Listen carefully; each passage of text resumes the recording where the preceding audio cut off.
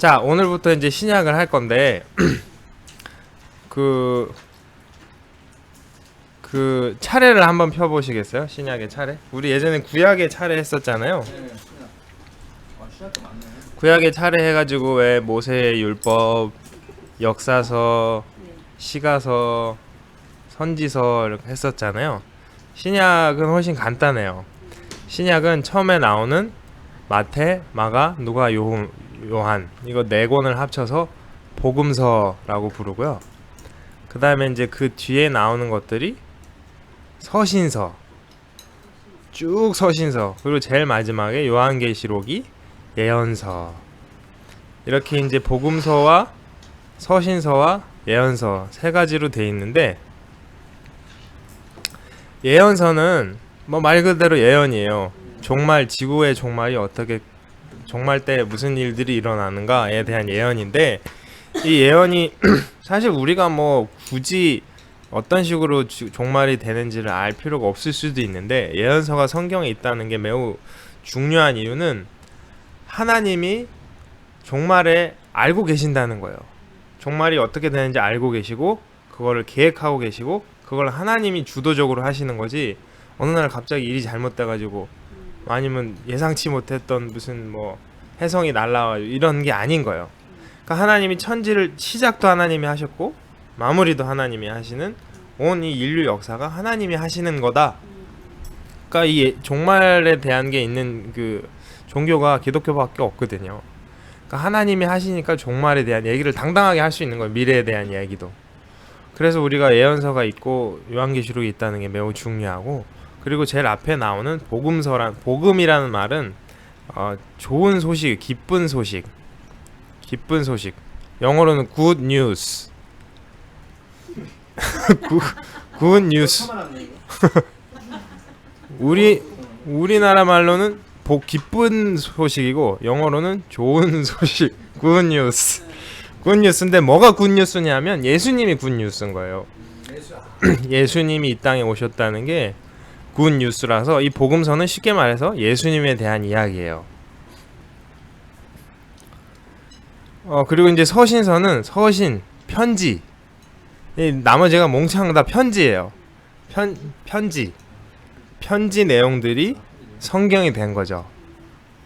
그러니까 우리가 그 형식을 이해하고 있어야 다른 무슨 뭐 논술문 뭐 요런 게 아니고 편지예요. 편지에 우리가 특징이 있잖아요. 뭐 받는 사람이 있고 보내는 사람이 있고 어떤 사정이 있고 뭐 어쩌고 뭐 그런 그 형식을 이해하고 있어야 우리가 서신서를 읽을 때, 그러니까 서신서는 받는 사람이 있기 때문에 받는 사람과 보내는 사람이 어떤 관계가 있어요. 그죠? 그 관계 때문에 서로 알고 있다가 무슨 이유가 있어서 편지를 보내는 거잖아요. 그래서 그 관계를 이해를 하고 있어야 되고, 받는 사람이 어떤 상황인지를 알고 있어야, 그런 상황에서 이 사람이 여기한테 이런 편지를 보냈구나를 우리가 캐치를 해야 그 서신서에 대한 바른 이해를 할 수가 있는 거죠. 그 구조는 그렇게 복음서, 서신서, 예언서 이렇게 세 가지로 단순하게 돼 있고, 그 신약 성경에 나오는 주요 인물을 우리가 살펴보면, 일단 중요한 예수님은 하나님의 아들이자 하나님이에요. 하나님의 아들이자 하나님. 우리로서는 이해하기 힘든 개념인데, 하나님의 아들인데 동시에 하나님인데, 예수님이 예수님의 별명이 여러 가지가 있는데 기묘라, 모사라 뭐 이런 거가 있지만, 예수님은 말씀이래요. 로고스. 태초에 하나님이 계셨는데 태초에 말씀이 함께 계셨대요. 근데 하나님이 천지를 빛이 있으라, 뭐 무슨 식물이 나와라, 동물이 생겨라, 이러고 말씀으로 천지를 창조하셨잖아요. 뚝딱뚝딱 하신 게 아니고. 근데 그 말씀으로 천지를 창조하셨는데 예수님이 말씀이래요. 그래서 온 천지가 예수님으로 인하지 않고는 창조된 것이 없대요. 그러니까 그 하나님이 말씀으로 천지를 창조하셨다는 말이 동시에 하나님이 예수님을 통해서 천지를 창조하신 거예요. 그러니까 이 천지가 하나님 것임과 동시에 예수님 거인 거죠. 그러니까 우리가 그 말 언어라는 게 그냥 그 의사소통하기 위한 것도 있지만 거기다가 어떻게 부르느냐, 어떤 말을 하냐에 따라서 그거에 의미가 생기잖아요. 지금 이제 저를 어떻게 호칭해야 될지 되게 애매하시고, 저도 이제 위원장님 맨날 위원장님이라고 부르기도 웃기고, 그래서 이제 앞으로 어떤 거에 됐든 이제 호칭을 정리를 해야 될 텐데, 여기서 누님 하고 부르게 되면 누님이 되시는 거고, 자매님 하면 자매님이 되는 거고, 에이 뭐가 자매님이고 누님이야, 아줌마 이러면 아줌마가 되는 거예요. 그러니까 어떻게 부르느냐에 따라서 그 사람의 의미가 달라지잖아요. 그래서 왜 우리 시에도 뭐 내가 너의 이름을 부를 때 너는 내게로 와, 나에게 어떤 의미가 되고, 그거 기억 한글이 배울 텐데 학교에서 아무튼 그런 시가 있듯이 그 언어라는 건 그거의 존재의 정체성을 만들어내는 어떤 의미의 그 기준이 해기되는 건데, 하나님이 말씀이래요.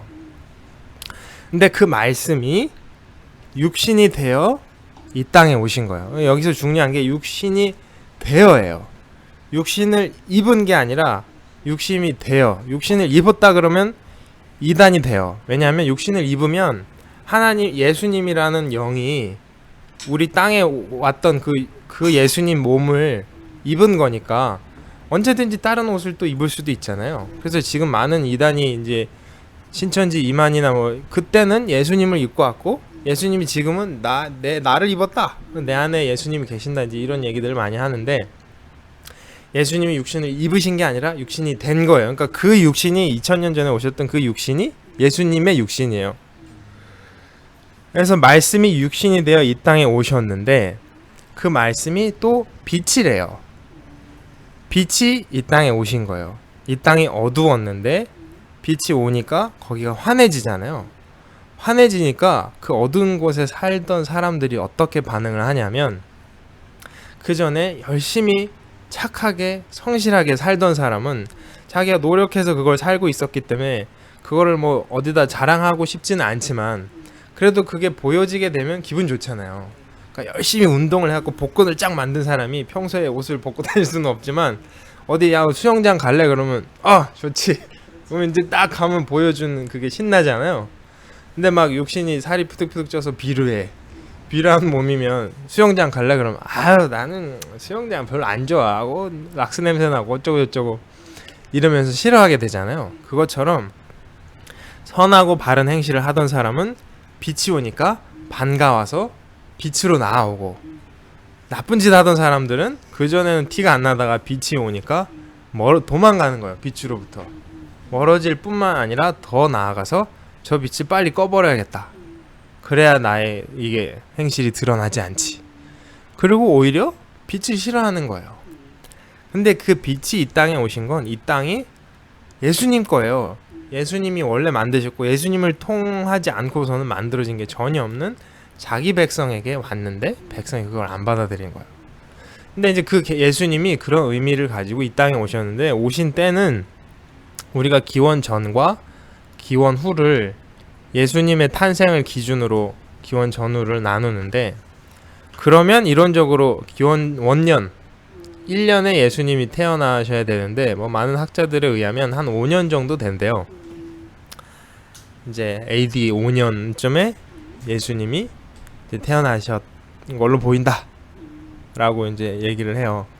그 이제 AD 5년쯤이면 요때 이 근동 주변에는 로마가 나와가지고 세계를 이제 뒤덮고 있을 때고, 중국 역사에서는 그 한나라 초안지 할 때 나오는 한나라의 어떤 마지막 정도 되고, 우리나라는 고구려가 AD 한 37년인가에 건국을 하거든요. 그러니까 예수님이 주몽이랑 비슷한 거죠, 나이가.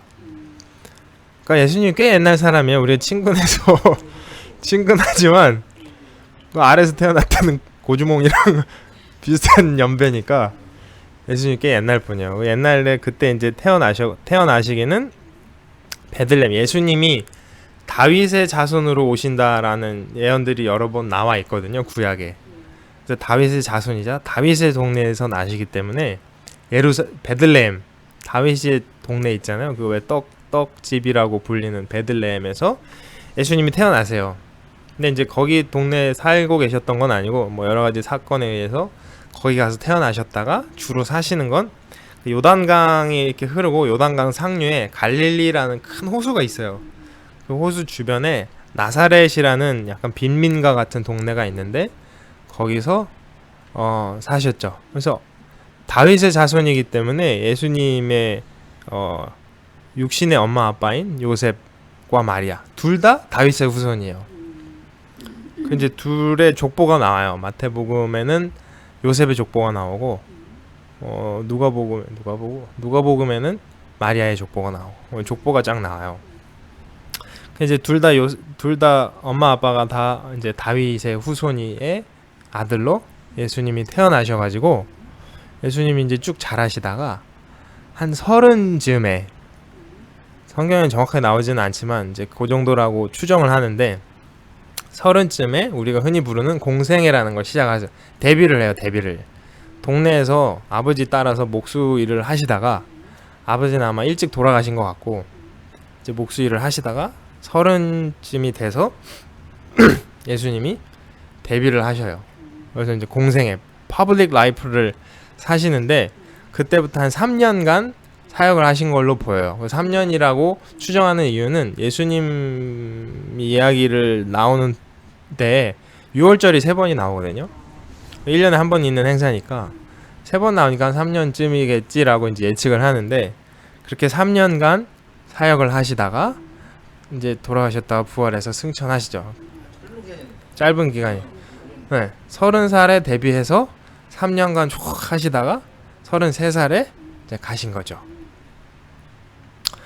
그게 이제 예수님의 그 삶이고 그 다음에 이제 바울이라는 사람이 나와요. 바울 유명하잖아요.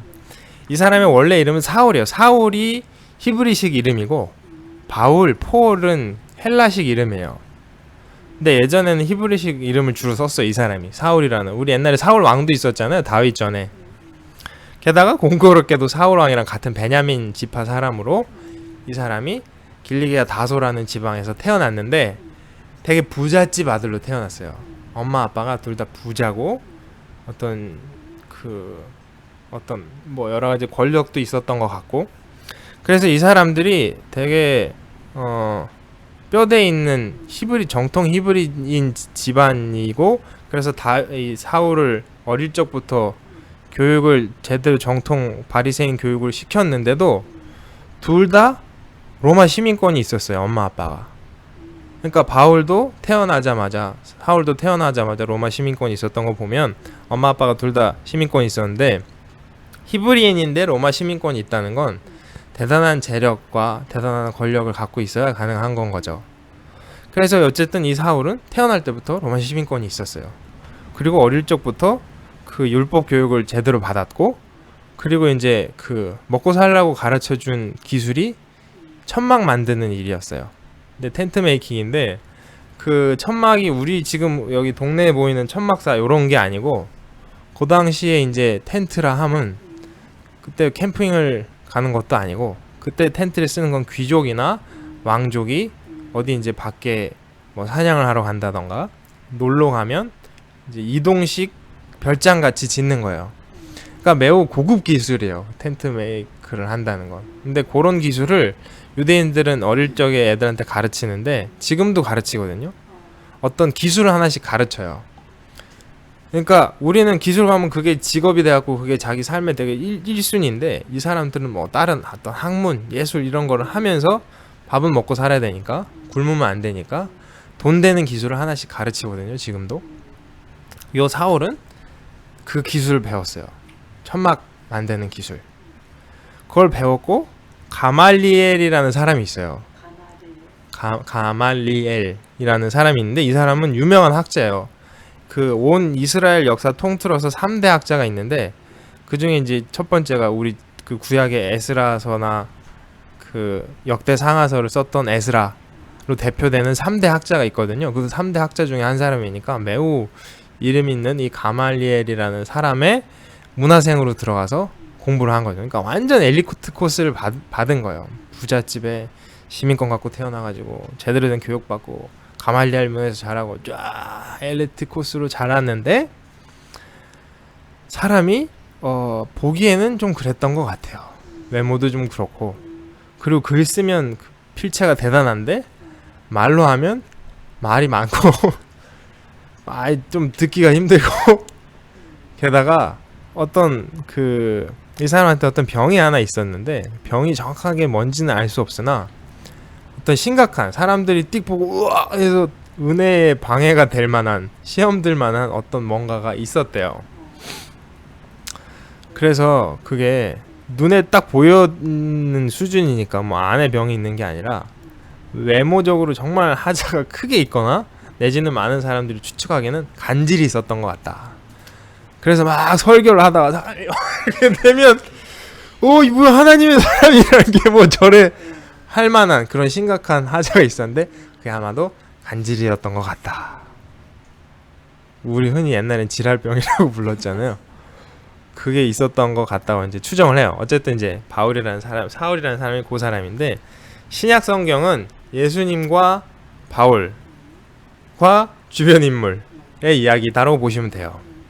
가장 중요한 두 인물이 예수님과 사울이자 바울인 이 두 사람이 중요 인물인데 결국 이제 이 사람들의 주변 인물의 이야기인데 예수님의 주변 인물로는 일단 아까 얘기했던 요셉과 마리아, 예수님의 엄마 아빠가 뭐 첫 번째 주요 인물이 될 테고, 그리고 예수님이 공생애를 시작하시고 난 다음에 제자들을 뽑아요. 뭐 제자들이 12제자, 70인 제자, 뭐 더 많은 제자들이 있었는데 그 중에 이제 핵심되는 인물이 이 12명의 12제자가 있어요. 그 12제자 중에 이제 유명한 사람들이 우리가 흔히 아는 베드로, 요한, 그 다음에 예수님을 팔았던 가룟 유다, 뭐 요런 사람들이 있는데 그 다음에 이제 마태복음을 썼던 마태, 뭐 요런 12명의 제자들이 있어요. 그 제자들이 예수님 밑에서 열심히 배우다가 예수님은 3년 만에 금방 가셨잖아요. 그 뒤로 이제 사역들을 해요. 사역들을 하고 얼핏 보면 잘 안 보이지만 자세히 보면 나오는 예수님의 동생들, 친동생들이 있어요. 유다, 야고보 뭐 이런. 동생이 있었어요? 네, 그러니까 마리아와 요셉이 약혼 사이였잖아요. 마리아와 요셉이 원래 약혼하자, 우리 결혼하자 이랬는데 마리아가 갑자기 임신을 한 거예요. 배가 막 불러오니까 이 요셉은 이 여자가 어디 가서 사고를 쳤나 보다 이러고 이제 조용히 끊으려고 했는데 성령이 나타났고 아니다. 가브리엘 천사가 나타나서 아니다. 걱정하지 말고 데려와라. 저 사람은 성령으로 인해서 잉태된 아기다. 뭐 이렇게 얘기를 해줘요. 그래서 이제 예수님이 태어날 때까지는 같이 살지만 동침을 하지 않았어요. 근데 이제 예수님이 태어나고 나서는 부부니까 이제 그 뒤로 이제 아기를 놓은 거죠. 거기 이제 뭐 애들이 쭉쭉 태어났어요. 그러니까 예수님의 동생으로 자란 거죠. 예수님의 친동생으로. 그 동생들이 나와요. 그 동생들이 나오고 그 다음에 이제 예수님을 통해서 예수님 이후에 오셨던 성령님, 중요한 성령님이 계시고, 그 다음에 이제 바울 주변 사람들로는 바울을 항상 따라다녔던 주치의 누가, 그 다음에 이제 바울의 제자가 됐던 디모데나 디도, 그 다음에 함께 사역했던 뭐 아볼로나 브리스길라, 아굴라, 뭐 이런 사람들이 쭉쭉쭉쭉쭉 나와요. 어쨌든 그런 사람들이 이제 신약의 스토리를 이끌어가는데, 우리가 구약은 뭐 아담 때부터 치면 더 한 4,000년 정도 기간이 되지만, 그때 세라가 물어봤던 것처럼 창세기는 아담이 쓴 게 아니고 모세가 썼잖아요. 모세는 기원전 한 1400년 1500년 1600, 뭐 한 그 정도 1600년 정도 사람이에요. 그리고 이제 말라기가 기원전 400년이니까 한 1000년 가까이 긴 시간에 동안 구약이 쓰여졌는데, 이 신약은 매우 짧아요. 예수님 가시고 나서 한 50년? 그 어간에 짜라락 쓰여진. 신약이 50년. 네, 채 50년이 안 돼요. 50년 정도 될래나? 뭐 아무튼 그 구약과 달리 신약은 매우 짧은 기간에 짜라락 몇 명의 사람들에 의해서 써진 책이에요. 그래서 우리가 이제 그 신약에 대해서 공부를 할 텐데, 앞에 사복음서가 나오잖아요. 사복음서는 아까 말씀드린 것처럼 기쁜 소식, 굿 뉴스에 대한 예수님에 대한 이야기인데 네 개가 얼핏 보면 비슷해요. 예수님이 태어나셔서 뭐 사역하시다가 돌아가셨다가 부활하셨다가 하늘나라 가시는 그 내용인데 왜 요게 네 번이나 나오나? 예전에 우리 열왕기 상하, 역대 상하가 비슷한 내용인데 두 번 나왔었잖아요. 그때 이제 저자가 달랐고 그다음에 쓰여진 목적이 달랐고. 근데 요 네 복음서도 저자가 또 달라요. 근데 자세히 보면 사실은 네 복음서 말고 더 많은 복음서들이 있었던 것 같아요.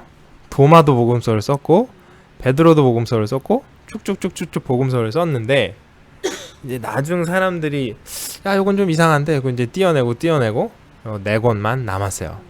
네 권이 남았는데 얼핏 보면 비슷하지만 자세히 보면 요 네 권이 내용이 조금씩 다르고 그 다음에 쓰여진 목적이 조금씩 다른데 이 네 권이 쓰여진 순서를 이제 우리가 이해하고 있으면 이해하기 쉬운데 처음에 마태라는 사람이 마태복음을 쓴 마태라는 사람이 이름이 다른 이름은 레위예요. 레위. 히브리식 이름이 레위고 마태가 이제 헬라어식 매튜인데 이 매튜가 세금 걷는 사람이었어요. 근데 세금 걷는 사람 중에 몇 가지 이제 나뉘는데 세리장이 있고 그 다음에 컬렉터가 있어요. 돌아다니면서 세금 야 내놔 이라는 세금 사람이 있고 그 다음에 이 마태가 하던 일은 그 창구에 앉아 있어요. 그러면 이제 뜯겨가기 전에 미리미리 와서 세금 내는 사람들의 세금을 받는 일을 하고 있었어요. 요 마태라는 사람이. 근데 이 사람이 세리 그 부스에 앉아가지고 업무를 하고 있는데 어느 날 예수님이 짠 나타나요. 네, 그래서 마태야, 레위야, 나를 따라오너라. 이 사람이 이제 일을 관두고 예수님 따라가가지고 예수님이 제자가 됐거든요. 근데 요 사람이 하던 일은 세금을 내면 당신 누구요? 이거 무슨 세금이요? 정리하고 요런 걸 항상 하던 사람이어서 예수님 따라다니면서 예수님이 하셨던 일들을 항상 기록을 해놓은 거예요. 말이 없어. 이 사람 대사 한마디도 안 나와요. 마태복음을 쓴 마태인데 이 양반이 썼는데도 네, 자기 말은 단 한마디도 안 나오고 되게 조용한 사람이에요. 아니면 자기가 세리라 뭐 좀 그 12제자 중에 그 열심당원이 있어요. 열심당원이 뭐냐면 아나키스트. 우리로 치면 그 이제 일제 시대 때 일제의 어떤 반대하던 독립군이 있었잖아요. 독립군 중에 과격파. 이게 막 글로 해결하는 사람들이 있고 과격파들이 있잖아요. 요 열심당원들은 로마의 속국에 있었으니까 독립군 중에 과격파들이에요. 이 과격파의 특징은 항상 칼을 품고 다녀요. 단도를 품고 다니다가 매국노를 보면 뭐 앞뒤 안 가리고 찔러 죽이는 거예요. 그게 이제 열심당원인데 열심당원이 하나 있었어요. 12제자 중에. 근데 12제자 중에 세리가 하나 들어온 거잖아요. 세리는 매국노인 거예요. 자기네 민족의 돈 뜯어다가 로마한테 갖다 주니까. 그러니까 아마 모르긴 몰라도 이 둘 사이에 어떤 기류가 있었을 텐데 뭐 거기서 조심한다고 그랬는지 성격이 그랬는지 마태는 단 한마디도 말을 안 해요. 예수님 쫓아다니면서. 말 안 하는데 열심히 기록을 한 거예요. 열심히 쫙쫙쫙쫙쫙쫙쫙 기록을 해서 그 기록물이 남아 있었어요. 그게 이제 첫 번째. 그게 마태복음은 아니에요. 그 이제 기록물이 먼저 남아 있었던 게 가장 처음 쓰여진 어떤 예수님에 대한 행적이고 그 다음에 마태복음 다음에 마가라는 사람이 나오잖아요. 마가라는 사람은 이 사람은 이제 부잣집 아들 젊은 청년이었어요. 근데 얘네 어머니가 예수님이랑 친했어요. 그래서 예수님이 왜 그 유월절 떡 떼고 뭐 하는 그 다락방 마가의 다락방이 있잖아요. 그 다락방이라는 게 우리 같은 걸 조그만 다락방이 아니고 2층 연회실 뭐 이런 의미예요. 근데 2층 연회실이 예루살렘에 있을 정도 되면 부잣집이에요. 게다가 장소만 빌려주는 게 아니라 먹을 것도 주고. 그러니까 이 마가의 어머니가 예수님을 좋아해서 예수님한테 그런 지원을 빵빵하게 해줬어요. 근데 그 집 아들이 되다 보니까 어릴 적부터 이제 쫓아다니고 스토리를 많이 알게 된 거예요. 근데 예수님이 계실 당시에는 마가가 그냥 애송이였어요. 애송이. 그냥 뭐 저 멀리서 몇 번 보고 형님들 따라다니고 집에 놀러 오면 아이고 오셨어요? 뭐 요 정도 하는 애송이었는데 이 친구가 예수님이 가시고 나서 성장하면서 괜찮은 청년으로 성장해요. 근데 이 친구도 이제 부잣집 아들이다 보니까 교육을 제대로 받았어요. 헬라어도 유창하게 하고 히브리어도 잘하고 요때 당시에 흔히 쓰던 아람어도 잘하고. 근데 이제 이 베드로는 어부 출신이잖아요. 이 사람은 무식해요. 무식해서 헬라어를 잘 못해. 근데 이제 다니다 보면 히브리어 못하는 아람어 못하는 사람들도 많이 있잖아요. 그런 사람들한테도 복음을 전해야 되니까 요 마가를 데리고 다닌 거예요. 니 나 통역 좀 해라. 그래서 이제 베드로가 쫙 설교를 하면 옆에서 이제 마가가 통역을 해주는 거예요. 맨날 통역을 하려고 다니다 보니까 맨날 들을 거 아니에요. 베드로로부터. 그러니까 예수님 이야기를 이 친구 엄청 많이 들은 거예요. 듣다가 형님 요거 글로 한번 써야 되겠는데요. 맨날 얘기만 하시지 마시고 형님 보니까 얘기도 맨날 어제 다르고 오늘 다르고 형님 자꾸 나이 들어가서 그런지 자꾸 순서 헷갈려 그러시는데 더 늦기 전에 우리 씁시다. 아유 좋은 생각이다. 그 옛날에 마태라는 친구가 정리해 놓은 게 있어. 나는 생각나는 대로 얘기하지만 그 친구는 꼼꼼해가지고 쫙 정리를 해놨어. 아 그래요? 그런 게 있어요? 그래서 마태한테 그 기록물을 받아요. 그래서 이 마가가 베드로한테 맨날 주워 듣던 그 얘기를 이 기록물을 보고 쫙 정리를 하는 거예요. 베드로가 한 얘기를 얘가 통역하면서 맨날 들었잖아요. 그 들은 것도 있고 마가한테 이제 실제로 자기는 예수님을 별로 본 적이 없어요. 마가는. 근데 이제 마태는 바로 옆에 봤으니까 그 기록물 받아가지고 그걸 보고 자기 들은 거랑 대조해가지고 마가복음을 쓴 거예요. 그러니까 이 네 복음서 중에 제일 먼저 씌워진 게 마가복음이에요. 그래서 마가가 마가복음을 썼어요. 근데 마태가 내가 원래 오리지널인데 그 기록물 내가 썼는데 제가 먼저 이런 거 쓰네? 내가 더 잘 쓸 수 있지. 이러고 그 다음에 마태복음을 썼어요. 네. 그 다음에 마태복음을 쓰고 그 위에도 또 수많은 사람들이 복음서를 썼어요. 근데 여기서 중요한 건 마가는 핵심이 베드로로부터 주워들은 이야기잖아요. 그러니까 이 마가복음은 어쩌면 베드로복음이라고 할 만큼 베드로의 시각에서 쓰여졌어요. 베드로가 관심 있게 예수님한테 봤던 거는 예수님이 메시아다. 예수님이 하나님의 아들이다. 요거가 초점이었어요.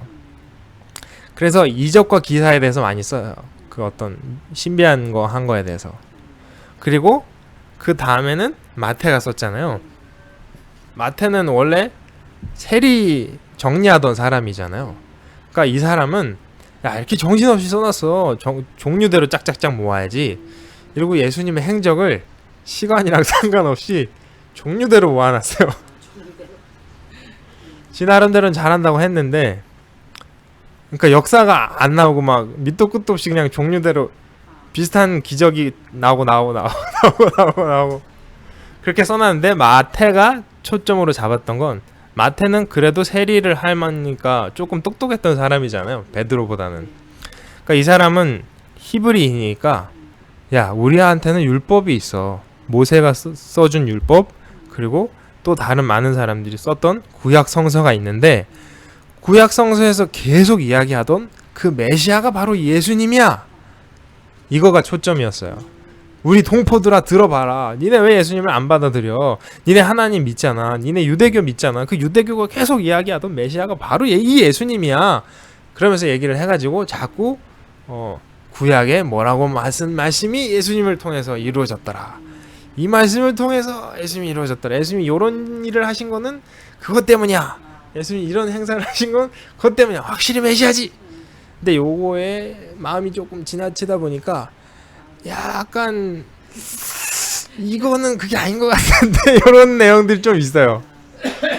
그런 게 있는데다가 심지어는 마태복음에 보면 누가 누구를 낳고 처음에 그게 시작되잖아요. 그것 때문에 많은 사람들이 당황해하는데 이런 족보 얘기가 왜 성경 이제 처음 읽는 사람이 구약은 힘든 것 같고 신약 좋아 신약 읽어보겠다 딱 펴보면 누가 누구를 낳고 자꾸 나오니까 이러는데 마태한테는 그게 엄청 중요한 거예요. 왜냐하면 이 예수님이 다윗의 자손이고 아브라함의 자손 우리의 그 선조로부터 쫙 흘러오던 바로 우리가 기다리는 그 메시아야 이야기를 해야 되니까 예수님의 족보가 너무 중요한 거예요.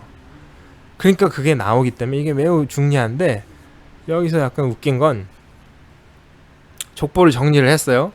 그럼 이제 주요 인물이 아브라함, 그 뒤에 다윗 뒤에 예수님 이렇게 나와야 되잖아요. 그러니까 이왕이면 숫자도 아브라함부터 다윗까지 몇 대, 다윗부터 예수님까지 몇 대, 그러면 예수님이 바로 그 사람이야 이거를 하고 싶었는지 족보를 몇 살에 빠져요. 그걸 지가 잘 몰라서 그랬는지 숫자 맞추려고 그랬는지 몇 살에 빠져. 그래서 약간 족보가 허술해요. 근데 어쨌든 근데 뻥은 아니에요. 그 족보 그대로요.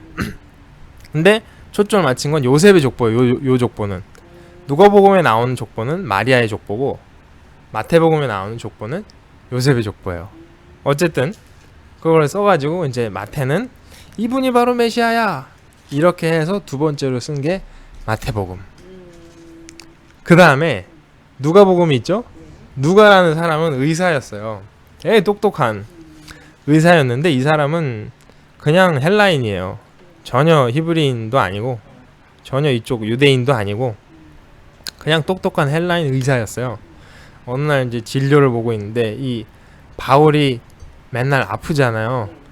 그러니까 가는 데마다 병원을 가는데 병원에 환자로 온 거예요. 그래서 이 누가가 바울을 고쳐줬어요. 치료를 해주고 있는데 이 바울은 어디 가나 복음을 전하니까 이게 누가한테 복음을 전한 거예요. 의사 양반, 당신 인생이 이게 다가 아니야. 그래서 이제 복음을 전했는데 이 누가가 딱 들어보니까 이 똑똑한 누가가 이게 진짜다. 그래서 바로 병원 문을 닫고 당신을 따라다니겠어. 이러고 누가가 그날부터 바울을 따라다녀요. 근데 요 누가도 말이 없어요. 누가도 누가복음도 썼지 사도행전도 누가가 썼거든요. 누가가 계속 했는데 말을 한마디도 안 해. 이 사람도. 근데 이런 똑똑한 사람이 신약 그 시대에 껴들었다는 건 우리한테 정말 행운인 거예요. 다 바보들이야. 다 무식한 바보들이라 갖고 복음서를 지네 맛대로 그거를 순서대로 써야지 그걸 종류대로 쓴다 이 말이 안 되잖아요. 이상하게 해놨는데 다행히 똑똑한 사람이 껴들어가지고 정리가 된 거예요. 그래서 이제 이 누가라는 사람이 바울을 열심히 쫓아다니면서 예수님에 대한 이야기를 들었어요. 그러니까 그 예수님이 정말 중요한 분이구나. 예수님이 핵심이구나. 그러면서 마가복음도 읽어보고 마태복음도 읽어보고 다른 사람이 썼다는 수많은 복음서를 읽어봤어요. 근데 이 똑똑한 사람이 보니까 이상한 거예요. 뭐야 이게 앞뒤도 안 맞고 시간 순서대로도 안 돼 있고 이거 깝깝한데. 그리고 뭔가 근원도 안 나오고 갑자기 예수님이 짱 등장하고 이게 수준이 떨어진다. 우리는 지금 육하 원칙 뭐 여러 가지 글 쓰는 법에 대해서 2000년이나 발달해왔기 때문에 우리한테는 당연한 일인데 2000년 전 고주몽이 아래서 태어나던 그 시대 사람들은 개념이 없는 거예요. 근데 이제 누가 똑똑했던 거죠. 근데 이제 누가는 바울을 항상 쫓아다녔잖아요. 게다가 바울 주치의니까 항상 아플 때 돌봐주고. 근데 바울이 갇혔던 적이 있어요. 로마에 이 사람이 갇혔는데 감옥에 갇힌 게 아니고 자택연금. 그래서 집안에서 살아요. 집안에서 밥 먹고 사는데 밖에 못 나가. 그냥 집 안에서만 살아야 되는 거예요.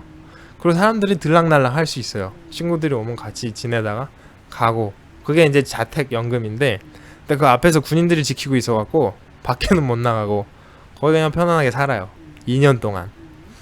근데 이제 누가는 항상 바울을 따라다니다가 바울이 2년 동안 거기 딱 갇혀 있으니까 기회를 만난 거예요. 그래서 누가가 선생님 잠깐 갔다 오겠습니다. 잘 계세요. 이러고 이제 나왔어요. 나와가지고 뭘 했냐면 인터뷰를 따라다녔어요. 예수님에 대해서 제대로 써봐야겠다. 순서대로 근원부터 똑바로 써봐야 되겠다. 근데 예수님의 근원은 제자들을 보니까 잘 모르고 예수님의 엄마쯤 돼야 예수님의 진짜 이야기를 알지. 그리고 마리아를 다행히 그때까지 살아 계셨어요. 마리아를 만나가지고 인터뷰를 땄어요. 안녕하세요. 저는 누군누군데요. 예수님 어떻게 뭐 옛날에 뭐 성령이 잉태하고 요셉이랑 요 얘기는 아는데 뭐 다른 얘기 없어요? 그래서 이제 그 숨겨졌던 그 전에 아무도 모르던 이야기를 마리아로부터 쫙 들어요. 그리고 이제 이 사람이 이제 답사도 하고 살아있는 사람 인터뷰 다 따고 돌아다니면서 이거를 쫙 정리를 한 거예요. 시대순으로 다시 시간별로 차차차차차차차 재정리를 해가지고 쫙 썼어요. 그게 누가복음이에요. 그러니까 어떤 시간의 순서를 이게 사복음서가 막 다른데 거기서 기준을 어떻게 잡아야 되나 생각하면 누가복음을 기준으로 잡는 게 가장 좋은 거죠. 게다가 누가가 필력이 뛰어나니까 누가복음의 양은 그렇게 많지 않은데 그 짧은 누가복음에 마태, 마가보다 훨씬 더 많은 스토리가 들어있어요. 그리고 누가복음의 특징은 한 문장이 길어요. 그러니까 그것만 해도 어떤 문법력이 뛰어나다는 이야기죠. 그게 이제 누가복음이고, 그 다음에 요한복음이 제일 마지막으로 나오는데, 요한복음은 목적이 좀 달라요. 앞에 복음서는 막 예수님 가신 지 얼마 안 됐을 때, 야, 예수님 이런 사람이야 막 썼던 거고, 요한복음은 그때 바로 쓴 게 아니라 요한은 한참 시간이 지났어요. 요한이 나이가 많아가지고 다른 제자들은 다 죽고 요한만 혼자 살아남아가지고 할아버지 될 때까지 있거든요. 요한이 되게 나이가 거의 100살 가까이 살았던 것 같아요. 그때까지 한참 나중에 할아버지가 돼서 쓴 복음서가 요한복음이에요. 그러다 보니까 요한복음은 매우 철학적이에요. 그리고 그 하나님에 대한 사랑, 예수님의 사랑, 여기가 초점이 돼 있어요. 막 무슨 일이 있었고 이게 초점이 아니고 그 깊은 하나님이란 어떤 분이고 예수님이란 어떤 분이고 예수님이 정말 우리를 사랑하셨고 뭐 이런 얘기들이 요한복음에 쓰여 있는데 누가 봐도 채 따지 못했던 이야기들이 요한복음에 있어요. 그게 있을 수 있는 이유는 12 제자 중에 막내예요. 요한이 자기 형이랑 같이 제자로 들어온 12제자 중에 나이가 가장 어린 막내인데 요 막내가 처음에는 성격이 불같았어요. 그래서 우리의 아들들아, 예수님이 그렇게 부를 만큼 형이랑 이 친구랑 되게 성격이 급했는데 나중에 이제 성격이 좀 온화해지면서 예수님이랑 되게 친했어요. 그래서 이 사람들은 식탁이 없이 그냥 맨 바닥에서 밥을 먹거든요. 근데 이렇게 먹으면 힘드니까 누워서 먹어요, 밥을. 이렇게 옆으로 이렇게 누워가지고 이렇게 밥을 먹거든요. 그러니까 사람들 모여서 밥 먹으면 다들 이렇게 삥 누워가지고 밥을 먹어요. 근데 예수님이 밥을 먹으면 이 요한은 예수님한테 가. 예수님 품에 이렇게 누워가지고 밥을 먹어요. 그럴 만큼 예수님과 이 요한은 매우 그 끈끈한 감정적인 교감을 나누던 사이였어요. 그러다 보니까 요한은 항상 출근 제일 일찍 하고 퇴근 제일 늦게 하고 다른 형님들은 다 가서 자고 자기 일 보는데 요한은 항상 예수님이랑 붙어 있는 거예요. 그래서 예수님도 나중에 십자가에 달리셨을 때 제자들 다 도망가고 여자들만 이렇게 있었는데 그중에 요한이 있었거든요. 요한을 불러가지고 이제 자기 어머니 마리아를 부탁하면서 요한아, 나는 가지만 우리 어머니 좀 챙겨주라. 너희 어머니시다. 그리고 어머니 이제 오늘부터 이 친구가 아들입니다.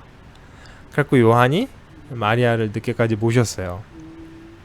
그럴 만큼 예수님과 매우 이렇게 어떤 그 밀접한 관계를 가졌던 사람이기 때문에 예수님의 그 사랑에 대해서 누구보다도 잘 이해하는 거예요. 그래서 요한복음은 매우 수준 있고 사랑에 대한 이야기를 쫙 하는 한참 나중에 쓰여진 그 사복음서가 마태, 마가, 누가, 요한이에요. 그래서 우리가 요 사복음서를 다 잘 알고 그 특징들을 잘 이해하고 있으면 예수님에 대해서 잘 이해할 수 있는데 우리가 지금까지는 스토리를 쭉쭉쭉 했지만 신약에서는 우리가 읽어갈 거예요. 왜냐하면 그때 말씀드린 것처럼 한 문장 한 문장이 중요한 내용들이 나오기 때문에 그냥 스토리를 쭉 이해하는 거는 방금 지금까지 제가 말씀드린 요 정도를 이해를 하시면 좋을 것 같고 이제 내용들을 이해를 하셔야 되는데 사복음서가 우리가 제일 유명하잖아요. 지금 이 조그만 성경에도 나올 만큼 누구나 마테마가 누가요한 다 읽어봐요. 그리고 예수님에 대한 이야기고 가장 유명하고 가장 많이 읽혀지고 가장 많이 설교도 되는 이야기인데 이게 그 사복음서를 똑바로 못 보게 하는 그 사탄의 해방이 있어요. 그게 뭐냐면 우리가 교회 다니는 사람들한테 어쩌면 가장 중심적인 가장 핵심이 뭘까요? 교회 다니는 사람들이 제일 신경 쓰는 거, 교회를 나오면서 제일 원하는 거. 그렇죠. 천국 가는 게 핵심이에요. 천국 간다니까 교회 나오고 교회 나오면서 내가 천국 가겠는가? 이것가 정말 그 제일 중요한 관심사인 거예요. 천국 만약에 못 간다 이러면 뭐 의미가 없는 거잖아요. 교회 다니는 거에. 그렇기 때문에 어떻게 하면 천국에 가는가? 이게 이제 되게 중요한 내용이어서 교회 가면 이렇게 하면 구원받고 천국 갑니다 라는 얘기를 이제 정리를 해서 얘기를 해주는데 성경에 따라서 이게 약간씩 달라요. 어떻게 하면 천국 가는지. 근데 어쨌든 교회에서는 교리가 필요하니까 요 수많은 얘기들 중에 제일 쉬운 거, 어려운 거 다 띄고 제일 간단한 걸로 딱 해갖고 요것만 하면 천국 갑니다 이렇게 가르쳐요. 그래서 우리가 그러면 천국 간다고 생각해요. 그게 뭐냐면 예수님을 나의 구원자로 받아들이고 예수님이 나의 죄를 위하여 십자가에 못 박히시고 부활하셨다가 하늘에 가셨는데 나중에 다시 이 땅에 오신다. 그 내용을 내가 믿으면 나는 천국 간다. 근데 그걸 믿고 말로 해야 된다. 근데 말로 시인하는 건 성령님이 없이는 안 된다. 그러니까 말로 시인한다는 것 자체가 성령님이 함께 하신다는 거고 그러니까 믿는다는 얘기다. 그래서 말로 시인만 하면 너는 천국 간다. 이렇게 가르쳐요. 그리고 틀린 얘기가 아니에요. 다 성경에 나오는 이야기야. 근데 이제 그거를 하니까 보통 세례를 받을 때 당신은 예수님이 당신의 죄를 위하여 죽으시고 부활하셨다가 다시 살아나시고 당신이 천국 가를 믿습니까? 네. 아 그럼 당신 천국 갑니다. 이렇게 가르치거든요. 그래서 다들 내가 천국 간다고 생각해요. 근데 예수님은 자꾸 딴 얘기를 해요. 니네 이러면 천국 못 가. 니네 이러면 천국 못 가. 예수님이 이런 얘기를 너무 많이 하는 거예요. 그러니까 아이 예수님 시끄러워. 이상한 소리 하지 마시고 이건 이상한 얘기, 이건 뭐 해석이 잘못된 것 같은데 난 천국 가는데 이러고 자꾸 덮어놓으니까 예수님이 한 얘기 중에 이게 받아들일 만한 얘기가 없는 거예요. 그거 다 제껴야 되니까. 그렇게 하고 성경을 보니까 이제 신약이 이상한 그 사복음서가 내용이 접수가 안 되는 거예요. 예수님이 하는 얘기도 접수가 안 되고 딱 그거에 안 맞는 거 다 잘라버리니까 천국 못 간다가 갖는 거 기분 나쁜 이야기들 다 잘라보니까 예수님 얘기가 접수가 안 되고 그러니까 이게 뭐 별로 이렇게 빡세지 않고 그리고 사람들이 심지어 제일 쉽다 그러고 제일 어려운 얘기를 예수님이 하시거든요. 온 성경 통틀어서 예수님이 제일 빡센 얘기를 하는데 쉽다 그러고 재밌다 그러고 뭐 요건 이해가 되는데 나중에 뭐 서신은 좀 어려워. 구약은 더 어려워. 뭐 요런 얘기를 하는데 우리가 그걸 타파하기 위해서라도 무섭게 예수님 얘기를 그대로 막 이상한 해석하지 말고 예수님 한 얘기를 그대로 우리가 파악을 해봐야 되기 때문에 한 절씩 읽을 텐데 사실 마태, 마가, 누가, 요한을 다 했으면 좋겠는데 그럼 이제 너무 많으니까 제 생각에는 일단 제일 처음에 쓰여진 마가복음을 하고 그 다음에 좀 더 정확하게 쓰여진 누가복음 요걸 하고 넘어갔으면 좋겠어요. 요한복음은 내용이 너무 깊어서 나중에 우리가 다음에 요한계시록까지 다 끝나고 언제 한번 할 수 있으면 하면 좋겠고 요 두 개를 우리가 하고 그 다음에 이제 로마서로 넘어갈 건데 서신서로 넘어갈 건데 우리는 마가, 누가 요 두 가지를 하고 넘어갈. 자, 마가복음 1장 1절 하나님의 아들 예수 그리스도의 복음의 시작이라. 선지자 이사야에 그래보라. 내가 내 사자를 내 앞에 보내노니 그가 네 길을 준비하리라. 이사야에서 이런 얘기가 나와요. 광야에 외치는 자의 소리가 있어 이르되 너희는 주의 길을 준비하라. 그의 오실 길을 곧게 하라. 기록된 것과 같이 세례 요한이라는 사람이 있는데 세례 요한은 예수님의 사촌형이에요. 사촌형인데 이 세례 요한이라는 사람이 예수님 오시길, 예수님이 길을 예배한다는 건 예수님이라는 하나님이 오셔갖고 복음을 얘기해야 되는데 사람들이 더러워진 상태로 얘기하기 힘드니까 많은 사람들을 회개시켜요. 이 세례 요한이 했던 일이. 그게 이제 예수님의 길을 준비하는 일인 거죠. 이 사람이 낙타 털 옷을 입고 허리에 가죽띠를 띠고 메뚜기와 석청을 먹었더라. 요거는 이제 지난번에 말씀드린 대로 선지자 룩이에요. 선지자 룩, 선지자 패션을 하는데 이제 이 요한이 마지막 선지자 정도라고 보시면 돼요. 메뚜기 석청은 이제 돌 사이에 있는 그 꿀. 그가 전파하되 나보다 능력 많으신 이가 내 뒤에 오시나니 나는 굽혀 그의 신발끈 풀기도 감당치 못하겠노라. 나는 물로 세례를 주는데 그분은 성령으로 세례를 베푸시리라. 그때 예수님께서 갈릴리 나사렛이라는 그 동네에 살고 계셨다고 그랬잖아요. 그분이 이제 요단강에 와서 요한한테 세례를 받아요. 근데 이제 세례는 우리는 물을 찍찍 찍어 바르는데 제대로는 물속에 아예 집어넣어요. 그런 다음에 이제 물에서 다시 올라오면서 이제 나는 새 인생을 살 거다 이런 거를 저기를 하는데, 물에서 올라오실 때에 하늘이 갈라진 거, 성령이 비둘기같이 자기에게 내려오심을 보시더니 하늘로부터 소리가 나기를 너는 내 사랑하는 아들이라 내가 너를 기뻐하노라 하신지라. 요걸 보고 이제 세례 요한이 이렇게 된 사람이 나올 건데 그 사람이 메시아야 라는 얘기를 하나님이 미리 해주셨거든요. 근데 성령이 곧 예수를 광야로 몰아내신지라. 그러니까 이게 데뷔예요. 예수님이 데뷔하면서 세례를 받으셨는데 데뷔하자마자 광야로 가서 40일 동안 시험을 받으시는 거예요. 예수님인데, 하나님의 아들인데 그 정도 됐는데도 훈련을 받는 거예요. 근데 이제 여기서 예수님의 상태가 어땠을까를 이제 고민을 해보는데, 예수님은 우리한테 본을 보여로 오신 거거든요. 근데 예수님이 하나님이랑 막 서로 대화, 하나님 있잖아요, 어쩌고저쩌고 이렇게 얘기를 할 수 있으면 우리랑 전혀 상황이 다르잖아요. 하나님은 우리랑 매우 동일하게 예수님도 하나님 음성을 못 들었던 것 같아요. 이렇게 하나님 어쩌고저쩌고 막 아브라함이나 모세 뭐 이런 사람들 하나님이랑 막 얘기하잖아요. 근데 예수님은 전혀 하나님이랑 얘기 안 됐던 거. 그러니까 우리랑 똑같은 시츄에이션인 거예요. 그래서 예수님도 이렇게 훈련 받고 예수님도 맨날 새벽 기도를 가요. 왜냐하면 하나님이랑 바로 동행이 되면 굳이 기도하러 갈 필요가 없잖아요. 그냥 바로바로 물어보면 되는데 예수님도 열심히 새벽마다 가서 기도를 해야 겨우 이제 하나님 뜻대로 살아가실 수 있는 거예요. 예수님도 똑같이 뭐 잘못 먹으면 배탈 나고 많이 걸으면 피곤하고, 우리하고 정말 똑같은 시츄에이션에 있던 그런 분이 이제 40일 동안 가가지고 시험을 당해요. 사탄한테. 유명한 이야기죠. 근데 그 사탄의 세 가지 시험을 이겨냈어요. 이겨내고 요한은 요때 이제 헤롯 2세인데 그 사람한테 잡혀요. 이 헤롯이라는 사람이 자기의 남동생의 와이프를 취해요. 동생을 몰아내고. 그래갖고 이제 요한이 갖고 당신 이런 식으로 하면 안 돼 이러니까, 근데 그 여자가 그걸 더 좋아했어. 근데 자기가 왕의 동생의 와이프였는데 왕비가 됐잖아요.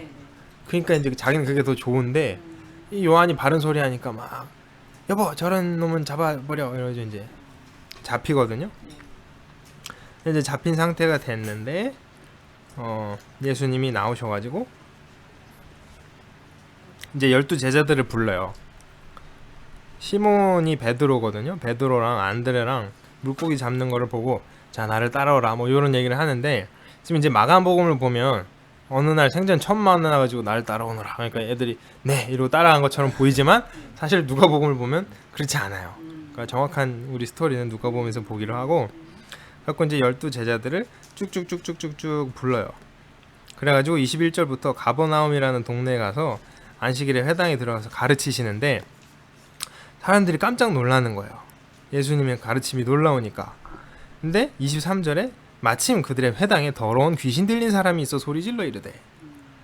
구약에는 귀신 들린 사람이 안 나와요. 근데 갑자기 신약에 예수님이 오셨더니 귀신 들린 사람이 천지 있는 거예요. 귀신은 구약 시대도 있었거든요. 요때도 있고 지금도 있고.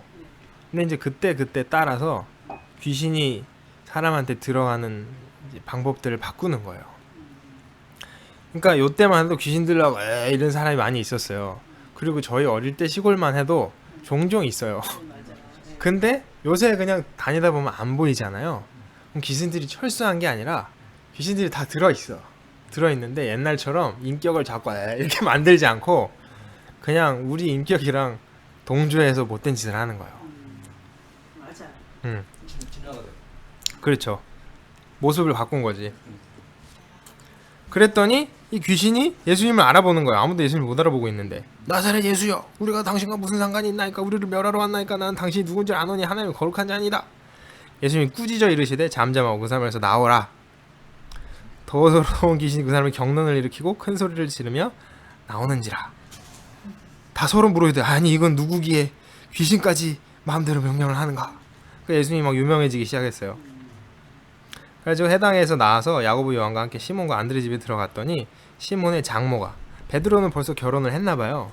장모님이 아파서 누워 있었는데 사람들이 곧 그 여자에 대해 예수께 여짜는데 나아가서 그 손을 잡아 일으키시니 열병이 떠나고 여자가 그들에게 수종된다. 예수님이 사람 병도 고치시는 거예요.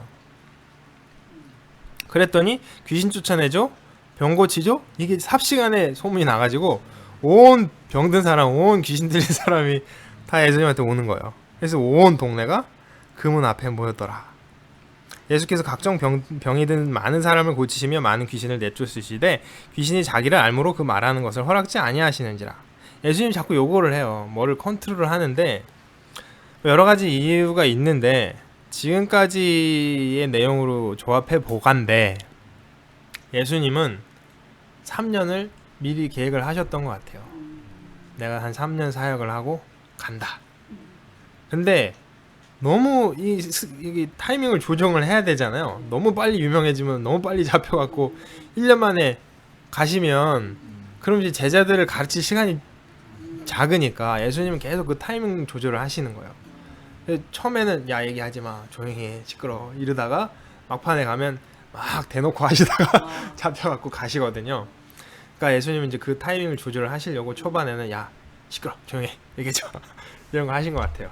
근데 그게 잘 안 돼. 소문이 자꾸 나요. 그래갖고 이제 계속 귀신이랑 고치고 있었는데 40절에 한 나병 환자가 예수께 와서, 나병 환자는 문둥병이에요. 한센시병. 근데 요거는 저주라고 봐요. 이 사람들이 그냥 아픈 게 아니라 저주를 받아서 저 한센시병에 걸렸다 요렇게 받아들이거든요. 근데 이 나병 환자를 고친다는 건 단지 의술로 병을 고친다 수준이 아니라 저주 받은 걸 풀어준다 수준의 이야기인 거예요. 그러니까 이제 이 사람도 원하시면 저를 깨끗하게 하실 수 있나이다. 예수께서 불쌍히 여기사 손을 내밀고 그에게 이르시되 내가 원하노니 깨끗함을 받으라. 이 사람이 나병이 나왔어요. 그래서 보내시며 엄히 경고하사 야 삼가 아무에도 말하지 말고 가서 내 몸을 제사장에게 보이고 네가 깨끗하게 되라. 그 레위기를 잘 읽어보면 그 나병 같은 게 나요. 내가 좀 그게 의심스러워. 그러면 원래 제사장한테 보여줘야 돼요. 그럼 제사장이 보고 어떤 근거를 가지고 야 너는 그냥 피부병이야, 약 바르고 집에 가면 돼. 너는 나병이네, 너는 이제 오늘부터 격리. 그럼 이제 그때부터 격리가 돼요. 사람들이랑 같이 못 다니게. 그러다가 나았어요. 나 나았네 이러고 사람들한테 못 들어가요. 나은 것 같으면 제사장한테 가서 나 나은 것 같아요. 제사장이 보고 나았네, 오케이, 이제 돌아가도 돼. 아니면 아니 넌 아직 멀었어, 좀 더 돼. 요걸 해야 되거든요. 그거 이제 그 율법서에 나와요. 그러니까 그 얘기를 하시는 거예요. 예수님이 나 이제 너 나았으니까 너 나았다고 그냥 바로 가지 말고 제사장한테 가서 적법한 순서를 따라서 돌아가라. 그러나 그 사람이 나가서 일을 많이 전파하여 널리 퍼지게 하니 그러므로 예수께서 다시는 드러나게 동네에 들어가지 못해요. 피곤해진 거예요. 얘가 얘기 안 했으면 편하게 왔다 갔다 하실 수 있는데 사람들이 너무 몰려드니까 예수님이 자꾸 한적한 곳으로 가요. 기도하러. 근데 사람들이 어디 가든 쫓아와. 피곤하게. 그러니까 여기서 예수님이 저기를 알 수 있는데 예수님은 사람들을 고쳐줄 수 있는 능력이 있어요. 귀신도 쫓아내세요. 근데 예수님은 그게 목적이 아닌 거예요. 이 땅에 오신 게 물론 불쌍하죠. 불쌍하니까 옆에 오면 고쳐주는데 예수님은 야 오늘 이날 온 예루살렘에 온 이스라엘 땅에 아픈 사람 다 나라 뿅 할 수도 있는데 절대 그렇게 하지 않아요. 그게 목적이 아니신 거예요. 딴 거 하러 왔는데 애들이 이제 아프니까 불쌍하니까 고쳐주고 귀신 들려 있으니까 쫓아내주고 이런 걸 하시는 거예요. 수요일 후에 다시 이제 멀리 이제 변방에 하시다가 야, 이제 언제쯤 됐을까? 이러고 가브나움에 들어가신 거예요. 그랬더니 온 사람들이 모여가지고 난리가 난 거예요. 중풍병자 한 사람이 아파가지고 있는데 사람들이 너무 많아서 이 침대에 누워있는 사람을 내릴 수가 없으니까 사람들이 그 올라가가지고 지붕을 뜯어서, 근데 지붕이 우리나라 같은 지붕이 아니고 벽체만 있어요. 얘네 집은 벽체만 있고 그 위에다가 나뭇가지를 이렇게 놓고 그 위에 거적대기 같은 걸 덮어갖고 대충 이렇게 덮어놨어요. 그러니까 뜯어내기가 쉬워요, 지붕이. 골에서 내려갔는데 예수님이 여기서 내 죄 사함을 받았느니라 하신 거예요. 옆에 서기관들이 있는 걸 뻔히 알면서. 그러니까 7절에 이 사람이 어찌 이렇게 말하는 거야? 신성 모독이로다. 오직 하나님 한 분 외에는 누가 능히 죄를 사하겠느냐? 이런 생각을 마음속에 하니까 예수님이 그 생각을 아시고 중풍병자여 내 죄 사함을 받았느니라 하는 말과 일어나 내 상을 가지고 걸어가라 하는 말 중에 어느 것이 쉽겠느냐? 여기 이제 약간 우리랑 문법이 다른 건데 어느 것이 쉽겠느냐? 그럼 이게 쉬울 것 같습니다. 저게 쉬울 것 같습니다. 이게 우리 생각인데 이 말은 둘 다 어렵겠지. 이런 얘기예요. 근데 내게 이러네. 일어나 내 상을 가지고 집으로 가라 하시니 사람이 나간 거예요. 그랬더니 그 말인즉슨 예수님이 죄를 사하는 권세도 갖고 계시다는 거예요. 그러니까 예수님이 하고 싶었던 얘기는 뭐냐면 내가 하나님의 아들이야. 근데 내가 하나님이야. 이 얘기를 계속 하고 싶은데 얘네들이 제자들도 그걸 못 알아들어요. 하나님의 아들 거기까지는 갔는데 하나님 여기까지는 못 가는 수준의 저기를 계속 보여줘요.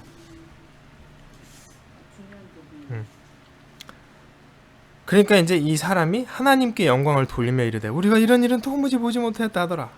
이게 하나님이 원하시는 거예요. 하나님 원래 영광 받아야 마땅한데 예수님이 굳이 이 땅에 오시기 전에도 온 이스라엘 사람들이 이 자연 만물을 보고 하나님께 영광을 돌려야 되는데 전혀 그런 걸 안 하니까 하나님이 아유 이러고 이제 내려오신 거예요. 그러니까 그나마 그걸 보고 반듯 선택된 사람들은 하나님께 영광을 돌리는 거예요. 다시 바닷가에 나가시며 큰 무리가 나갈 걸 예수님이 그를 가르치시라. 또 지나가다 알페오의 아들 레위가 세관에 앉아있는 걸 보시고 그에게 이르시되 나를 따르라 하시니 일어나. 얘가 마태예요.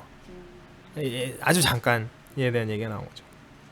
그랬는데 사실 이게 간단한 사건이 아니었던 거예요. 왜냐하면 마태가 기분이 너무 기뻐가지고 잔치를 열었어. 잔치 열어가지고 예수님이랑 막 자기 친구들이랑 다 불러 모아갖고 잔치를 연 거예요. 그의 집에 마태 집에 앉아서 잡수실 때 많은 세리와 죄인들이 예수와 그와 제자들이 함께 앉았으니 이는 그러한 사람들이 많이 있어서 예수를 따르미러라. 여기 이제 세리는 세리예요, 그죠? 근데 여기서 죄인들은 뭘까요? 모든 사람들?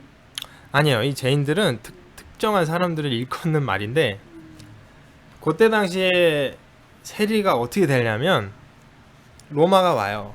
로마가 와가지고 이 동네 이제 세금을 걷어야 돼. 누가 베팅할래? 이러면은 이 지역 업체들이 비교 견적 넣는 거예요. 우리는 세금 1년에 얼마 받을게요. 얼마 받을게요. 이거를 막 이제 접수를 하면 딱딱딱 받아갖고 니네 업체가 제일 많이 썼네. 니네 업체 선정. 이렇게 돼요. 그러니까 이제 얘네는 어떻게든 걸 많이 써야 자기가 선정이 되잖아요. 그러니까 이제 이게 어이없는 세금을 매기는 거예요. 로마로서는 지들이 알아서 지들끼리 피 튀겨가지고 많이 갖다 준다니까 지들은 좋은 거예요. 관리 안 해도 되고. 그런 식으로 이제 세금을 쓰니까 엄청난 세금을 먹이는 거죠. 근데 이제 이 업체가 선정이 됐어요. 그럼 이제 마태 같은 세리가 있을 거 아니에요.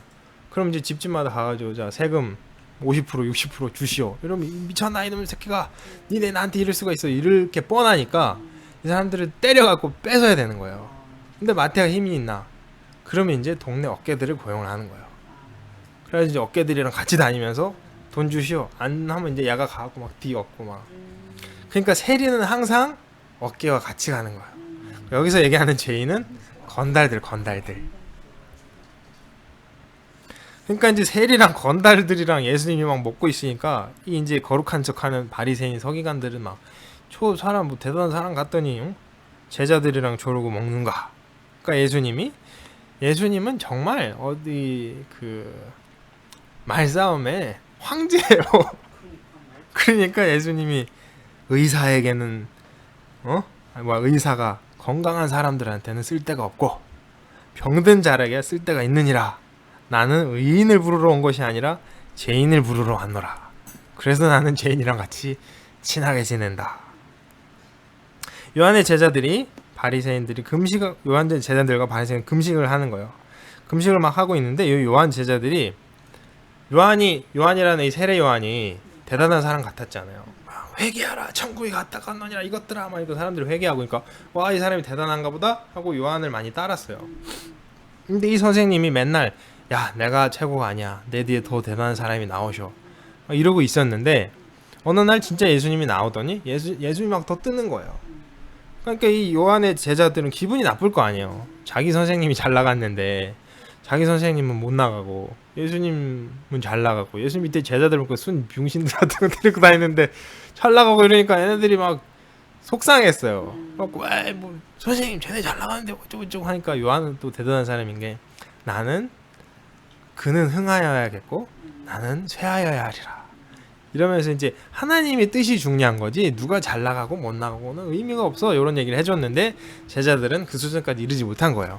근데 자기들은 빡세게 금식하는데 쟤네는 잘 먹으니까 야 니네는 왜 금식 안 하고 맨날 이렇게 처먹냐? 그러니까 예수님께서 이르시되 혼인집 손님들이 신랑과 함께 있을 때는 금식할 수 있느냐? 신랑과 함께 있을 동안은 금식할 수 없느니라. 그러나 신랑을 빼앗길 날이 이르리니 그날에는 금식할 것이니라. 그러니까 얘네들은 이때는 전혀 무슨 말인지 못 알아들었죠. 마태도 못 알아들었고 다 못 알아들었는데 그걸 기억을 하고 있다가 나중에야 아 예수님이 그 얘기였구나. 예수님이 지금 오셨다는 게 잔치 같은 정말 행복한 일이었구나. 근데 예수님이 이렇게 되시는구나.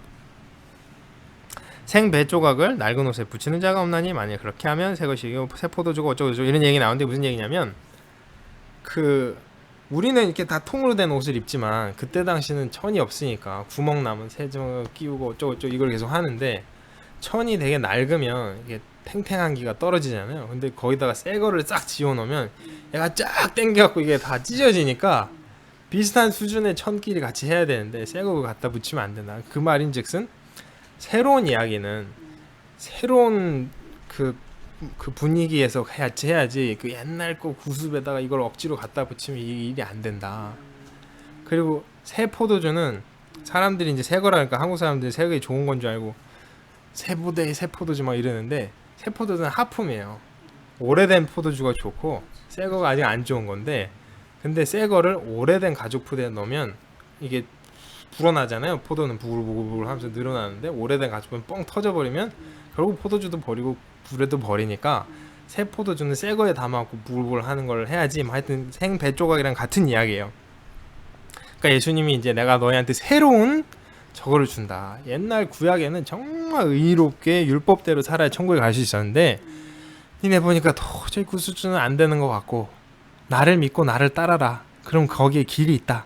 새로운 이야기를 예수님 하시니까 새로운 적을 하는 거예요. 안식일에 예수께서 밀밭 사이로 지나가실새 그의 제자들이 길을 열며 이삭을 자르니 바리새인들이 예수께 말하되 보시오 저들이 어찌하여 안식일에 하지 못할 일을 하나이까. 여기서도 이제 우리가 율법을 잘 알아야 되는데 밀밭, 포도밭 이럴 때 들어가면서 따먹는 거는 합법이에요. 괜찮다고. 율법에 의하면 지나가면서 따먹는 거 괜찮아요. 근데 낫을 들고 너물밭에 들어가지고 베면 도둑놈이에요. 근데 배고픈 사람이 지나가다가 따먹는 거, 그러니까 우리 옛날에 설이 있었잖아요. 설이 뭐 그냥 편안하게 봐줬던 것처럼 배가 고파서 지나가면서 한두 개 따먹는 거는 얼마든지 오케이. 근데 이제 바구니 들고 와서 담는다거나 낫을 들고 와서 하는 거는 불법인 거예요. 근데 이제 밀밭을 지나가고 있었어. 근데 이제 이 제자들이 쓱 지나가면서 이게 밀을 스르르 훑어가지고 이렇게 비벼갖고 그러고 먹은 거예요. 그것도 안식일 날. 그랬더니 바리새인들이 맨날 저 뭐 흠잡을 거 없나 하고 보다가 와가지고 어찌하여 안식일에 하지 못할 일을 하나이까. 이게 이제 뭐냐면 안식일을 거룩히 지켜라. 안식일에는 노동하지 말라. 이런 얘기가 율법서에 있잖아요. 근데 그게 얘기가 좀 애매하잖아요. 노동이 뭐가 노동이냐? 걸어가는 것도 노동이야? 그러면 걷지도 않고 가만히 서 있어야 돼? 이런 얘기가 있으니까 바리새인들이 모여갖고 지네끼리 정한 거예요. 야 10리까지만 걸으면 노동이 아니야. 11리부터는 노동. 밥을 뭐 먹는 거는 노동이 아니야. 근데 밥 지려고 불 피는 건 노동이야. 막 이런 뭐를 막 이렇게 써놨어요. 근데 이제 지들이 보기에 이거 쓱 따먹은 거는 추수, 비빈 거는 타작, 이렇게 생각한 거예요. 그래서 못할 거 하냐? 그러니까 예수님이 이제 안 그래도 그게 참 마음에 안 들었는데 예수께서 이르시되 다윗이 자기와 함께한 자들이 먹을 것이 없어 시장할 때 한 일을 잊지 못하였느냐? 그가 아비아달 대제사장 때 하나님의 전에 들어가서 제사장 외에는 먹어서는 안 될 진설병을 먹고 함께한 자들을 주지 아니하였느냐? 또 이르시되 안식일이 사람을 위하여 있는 것이요 사람이 안식일을 위하여 있는 것이 아니니 이러므로 인자도 안식일의 주인이라. 이게 중요한 얘기인데 예전에 다윗이 요나단이랑 당신이 아버지가 날 죽일까 안 죽일까 뭐 이런 거 하다가 정말 죽이려고 하는구나 이러고 다윗이 도망갔잖아요. 아무것도 없이. 그러다가 거기 가가지고 먹을 거 없습니까?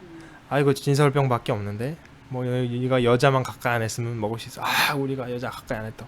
그래서 먹고 골리앗 칼 받아서 갔잖아요. 그 얘기를 하는 거예요. 다윗은 레위 지파가 아닌데 유다 지파인데 배고픈 사람들한테 먹을 걸 줄 수 있다.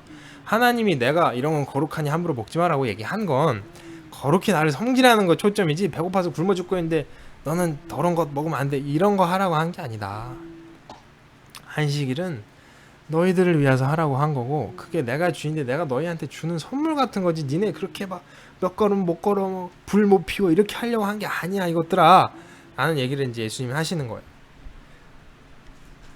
안식일이 사람을 위하여 있는 것이요 사람이 안식일이 있는 게 아니다. 니네 어렵게 만들려고 하는 게 아니라 니네 좋으로 니네 푹 쉬라고 고생하는 애들이 있으니까 걔네 좀 쉬라고 만들어놨대 이것들이. 그리고 나는 안식일 주인이다. 그러니까 내가 마음대로 할 수 있는 거야. 근데 여기서 어떻게 보면 예수님이 약간 무리스러운 주장을 펼치는데 제자들이 뭐 따먹을 수 있어요. 근데 가능한 한 없을 때 몰래 이렇게 하지. 그 바리새인이 눈에 불을 켜고 보고 있는데 꼭 또 그 앞에서 따먹었어. 예수님이 안 하고 있는데 예수님도 배고프고 고픈데 애들 보고 있으니까 참았어요. 근데 제자들은 이러고 보고 있으니까 예수님 이것들아 내가 조용히 하라 그랬지 이렇게 할 수도 있는데 예수님은 절대 분쟁이 붙으면 무조건 내 사람들 챙기고 딴 애들 보고 왜 갔더라 혼내요. 절대 제자들한테 이거 나서도 야 다음부터 조심해 이런 거 없어요. 예수님 아무 말도 안 해요. 그러니까 오히려 제자들이 아이고 야 우리가 좀 조심할 걸 괜히 우리 선생님 우리 때문에 이렇게 되겠죠. 예수께서 다시 회당에 들어가시니 한쪽 손 마른 사람이 거기 있는지라. 사람들이 예수를 고발하려 하여 안식일에 그 사람을 고치는가 주시하고 있거늘 예수께서 손 마른 사람이 이르시되 한가운데 일어서라. 예수님 무조건 정면 승부예요. 이런 거는 사람들이 딱 보고 있는 줄 알고 그럼 조용히 뒷골목에 데려가서 고쳐주실 수도 있잖아요. 근데 온 사람들 한가운데 본들 서라. 그들에게 이르시되 안식일에 선을 행하는 것과 악을 행하는 것 생명을 구하는 것과 죽이는 것 어느 것이 옳으냐. 그러면은 고대서라도 아유 그러게 그래요 예수님 선을 행하는 게 옳죠. 이 정도 했으면 됐는데 아무 말 안 하고 이러고 이제 있는 거예요. 그러니까 예수님이 화가 나가지고 그들의 마음의 완악함을 탄식하사 노하심으로 그들을 둘러보시고 그 사람들이 이르시되 그러니까 야 지금 이 사람은 아파갖고 이 고생하는데 내가 이거 고쳐주겠다는데 니들은 그거 잡아가지고 잡아갈라 그러냐 이 치사한 놈들아 니네 팔 멀쩡하다고. 사람들 다 보는 데서 손을 회복을 시켜주신 거예요. 그랬으면 이것들이 회개해야 되는데 하나님이 임하셨구나 이러고 회개해야 되는데 바리새인들이 나가서 그걸 새로 땅가하기 어떡하여 예수를 죽일까 의논하니라.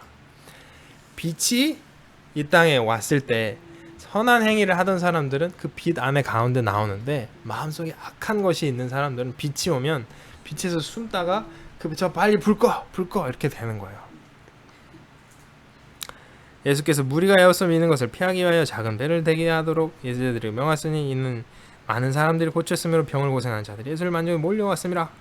더러운 귀신들도 어느 때든지 예수를 보면 그 앞에 엎드려 부르짖으되 당신은 하나님의 아들이다 하니 예수께서 자기를 나타내지 말라고 많이 경고하시니라.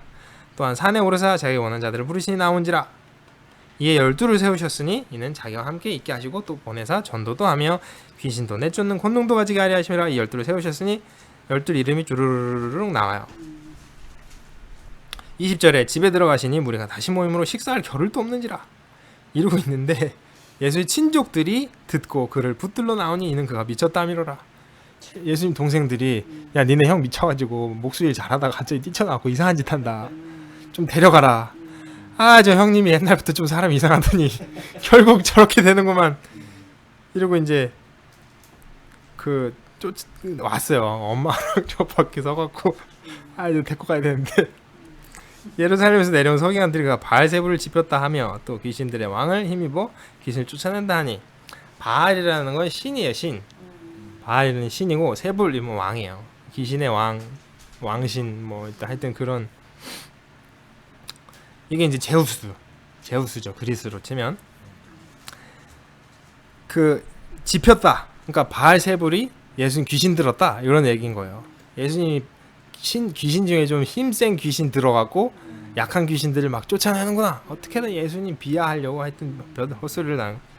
그랬더니 예수님께서 야 말을 생각을 해봐라. 사탄이 어떻게 사탄을 쫓아내느냐. 걔네 얼마나 조직력이 강한데 지네들끼리 그럴 줄 아냐 멍청아.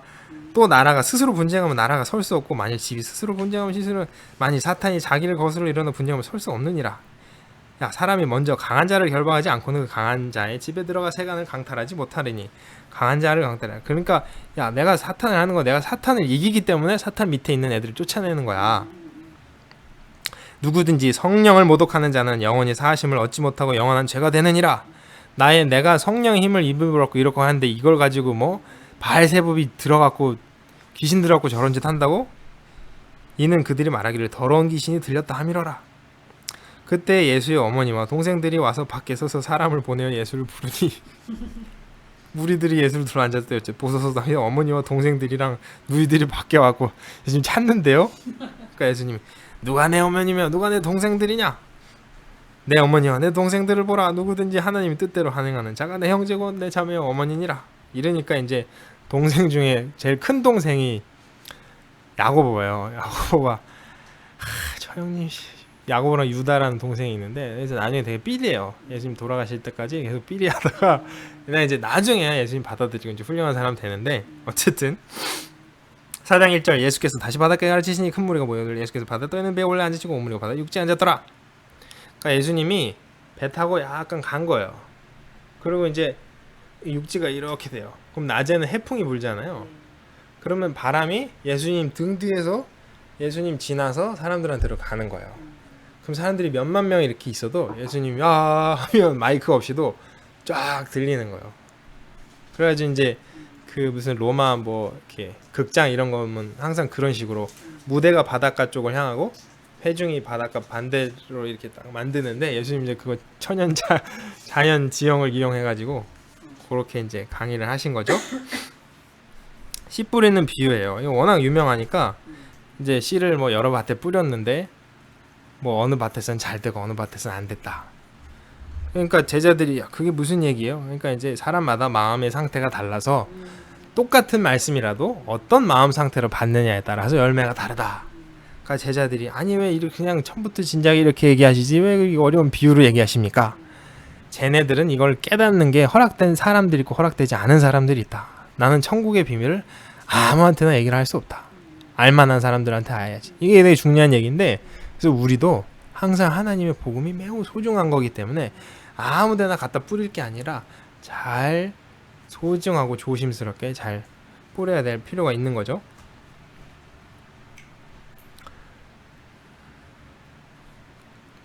23절 들을 게 있는 자는 들으라. 또 이르시되 너희가 무엇을 듣는가 스스로 삼가라. 너희는 헤아리는 그 헤아림으로 너희의 헤아림을 받을 것이며 더 받으리니 있는 자는 받을 것이 없는 자는 그 있는 것까지도 빼앗기리라. 또 이제 씨 뿌리는 저기를 해요. 천국에 대한 이야기들을 하는데 씨 뿌리는 비유를 하고 35절에 그날 저물 때에 제자들이 이르시되 우리가 저편으로 건너가자. 그 갈릴리 호수 저편이죠. 그들이 무리를 떠나 예수를 배에 계신 그대로 모시고 가매 다른 배들도 함께 있더니 큰 광풍이 일어나 물결이 배에 부딪혀 돌아와 배에 가득하게 되었더라. 호수가 워낙 커서 막 태풍같이 막 파도가 치는 거예요. 호수인데 예수께서 고물에 예수님인데 주무시고 계셨어요. 그러니까 제자들이 선생님 우리가 죽게 된 것을 돌보지 아니하시니까 예수님 이것들이 자는 걸 깨워 이러고 나가서 바람을 꾸짖어서 바람을 잠잠하게 했더니 잠잠해진 거예요. 제자들이 이 사람이 누구길래 자연도 마음대로 하시는가 바다도 순종하는가. 예수님께서 바다 건너편 거라사인 지방에 가셨어요. 예수님이 특별히 거라사인 지방에 가서 딱 한 건을 해결하시고 오는데 배에서 나오시면 그 더러운 귀신 들린 사람이 무덤 사이에서 나와 예수를 만나니라. 근데 요 귀신은 좀 센 귀신이었나 봐요. 다른 귀신보다. 그 사람은 무덤 사이에 거처하는데 이제는 아무도 그를 쇠사슬로도 맬 수 없게 되었으니 이는 여러 번 쇠고랑과 쇠사슬을 메어서도 쇠사슬을 끊고 고랑을 깨뜨렸음이라. 그러므로 아무도 그를 제어할 힘이 없는지라. 밤낮 무덤 사이에서나 산에서 늘 소리 지르며 돌로 자기의 몸을 해치고 있었더라. 그가 멀리서 예수를 보고 달려와 절하며 큰 소리로 부르시되 지극히 높으신 하나님의 아들 예수여, 나와 당신이 무슨 상관이 있나이까? 원하건대 하나님 앞에서 맹세하고 나를 괴롭히지 마소서. 이는 예수께서 이미 그에게 이르시기를 더러운 귀신아 그 사람에게 나오라 하셨음이라. 이 부르시되 내 이름은 무엇이냐? 내 이름은 군대니 우리가 많음이니이다. 귀신이 한 마리가 들어간 게 아니라 엄청 많은. 이 군대는 정말 딱 그 의미인지 모르겠지만 로마에서 쓰는 그 군사, 우리 뭐 연대, 대대, 소대, 중대 이런 거 있잖아요. 그런 것처럼 군대인데 군대는 2,000명이거든요. 귀신이 2,000마리가 들어갔는지 아니면 그냥 많아서 그렇게 표현하는지 모르겠지만 어쨌든 많은 적에 들어간 거예요. 자기를 그 지방에서 내보내지 마시기를 간구하더니 마침 거기 돼지 큰 떼가 산 곁에서 먹고 있는지라. 이에 간구하여 이르되 우리를 돼지에게로 보내어 들어가게 하소서 하니 허락하신데 더러운 귀신이 나와서 돼지에게로 들어가매 거의 2,000마리 되는 떼가 바다를 향하여 배탈로 내려들어 바다에서 몰살하거든. 또 얘네도 2,000마리인 거 보면 진짜 2,000마리 귀신이 이 사람 한 사람한테 들어가기도 했었나봐요. 치던 자들이 동네에서 내 여러 마리 말하는 사람들이 어떻게 되는지 보고 예수께서 이르되 귀신 들린 자 곧 군대 귀신 집혔던 자가 옷을 입고 정신 온전히 앉은 것을 보고 두려워하였더라. 이 귀신 들렸던 자가 당한 것과 돼지 일을 본 자들에게 이르매 그들에게 알림해 그들이 예수께 지방에서 떠나기를 간구하더라. 장사가 안 되니까 얘네는 돼지를 안 먹어요. 유대인들은 돼지를 안 먹잖아요. 그 율법에 의해서. 근데 이 돼지를 왜 키우고 있었냐면 로마 군대한테 납품하려고 돼지를 키우고 있었는데 거의 다 죽어버려가지고 제발 가주세요. 그러니까 예수님이 나오셨어요. 22절에 회장당 중에 하나인 야이로라고 하는 사람이 예수의 발을 엎으려고 한 거예요. 내 어린 딸이 죽게 되었사오니 오셔서 급의 손을 얹으사 그로 구원을 받아 살게 하소서. 그래갖고 이제 예수님이 알았다 가자 이러고 가고 있었는데 사람들이 엄청 많아갖고 막 에워싸고 밀고 있는데 12해 혈루증을 알아온 한 여자가 있어. 혈루증은 이제 하혈을 끊임없이 하는 거예요. 피가 멈추지 않고 계속 그 12년이나 갖고 많은 의사한테 많은 괴로움을 받았고 가진 것도 다 허비하였을 때 아무 혐오이 없고 도리어 중하였던 차에, 그러니까 그래도 돈이 좀 있었나 봐요. 그걸 치료를 해보려고 여러 의사를 만났고 여러 치료를 받았는데 전혀 효과는 없고 돈만 다 날라간 거예요. 근데 이제 예수님이 소문을 듣고 내가 그분 옷자락만 만져도 낫겠다 라는 믿음이 있어가지고 정말 예수님 뒤로 쓱 접근해가지고 예수님 옷을 싹 만진 거예요. 근데 나았어요. 만지자마자. 그랬더니 예수님이 능력이 나간 걸 알고 누가 날 만지느냐. 그러니까 베드로가 아니 지금 사람들이 이렇게 많았고 밀치는데 누가 만지냐 그런 얘기 하시냐고. 그러니까 아니라고. 누가 나를 제대로 만져갖고 나갔다고. 그러니까 여자가 이제 깜짝 놀라가지고 가서 얘기를 한 거예요. 그랬더니 34절에 예수께서 이르시되 딸아 내 믿음이 너를 구원하였으니 평안히 가라. 내 병에서 놓여 건강할지어다. 그러니까 병이 낫는 것도 믿어야 되는 거예요. 예수님이 고쳐준다. 예수님 내 병을 어떻게 고쳐? 안 믿으면 예수님도 병 못 고쳐요. 그러니까 딴 데 얘기가 나오는데 예수님이 자기 동네에 오랜만에 가요. 고향 동네. 그러니까 아니 여기 저 친구 빼가 벗고 꼬치달랑달랑 할 때부터 내가 봤는데 저 커가지고 잘 나간다고 저러고 다니네? 그러니까 거기서는 예수님이 아무도 병도 못 고치는 거예요. 기적을 못 일으키고 예수님이 에이 이러고 나가세요. 그러니까 우리가 이 약 물고 안 믿으면 예수님도 못 고치는 거예요. 믿음이 있어요 고치지. 그래가지고 이제 뭐 그렇게 하다가 갔더니 죽은 거예요 딸이. 그러니까 주변 사람들이 예수님 괴롭게 하시지 말고 보내드려라. 그러니까 예수님이 걱정하지 마라. 베드로, 야고보의 형제 요한 요 세 명을 이제 인너서클이라고 부르는데 뭐 꼭 그런 게 있었는지 모르겠지만 12명 중에서도 3명의 더 수제자 베드로, 야고보, 요한 요 3명만 데리고 들어갔어요. 근데 이제 회당장은 부자니까 통곡하는 사람들을 돈 주고 사요. 그 장례식 할 때 곡소리가 끊어지지 않아야 괜찮은 집이다 이런 이상한 풍습이 있어가지고 곡하는 사람을 돈 주고 사서 장례식 기간 동안 내내로 곡을 하도록 하는데 이제 곡을 막 하니까 조용해라. 아이가 죽은 게 아니라 잔다.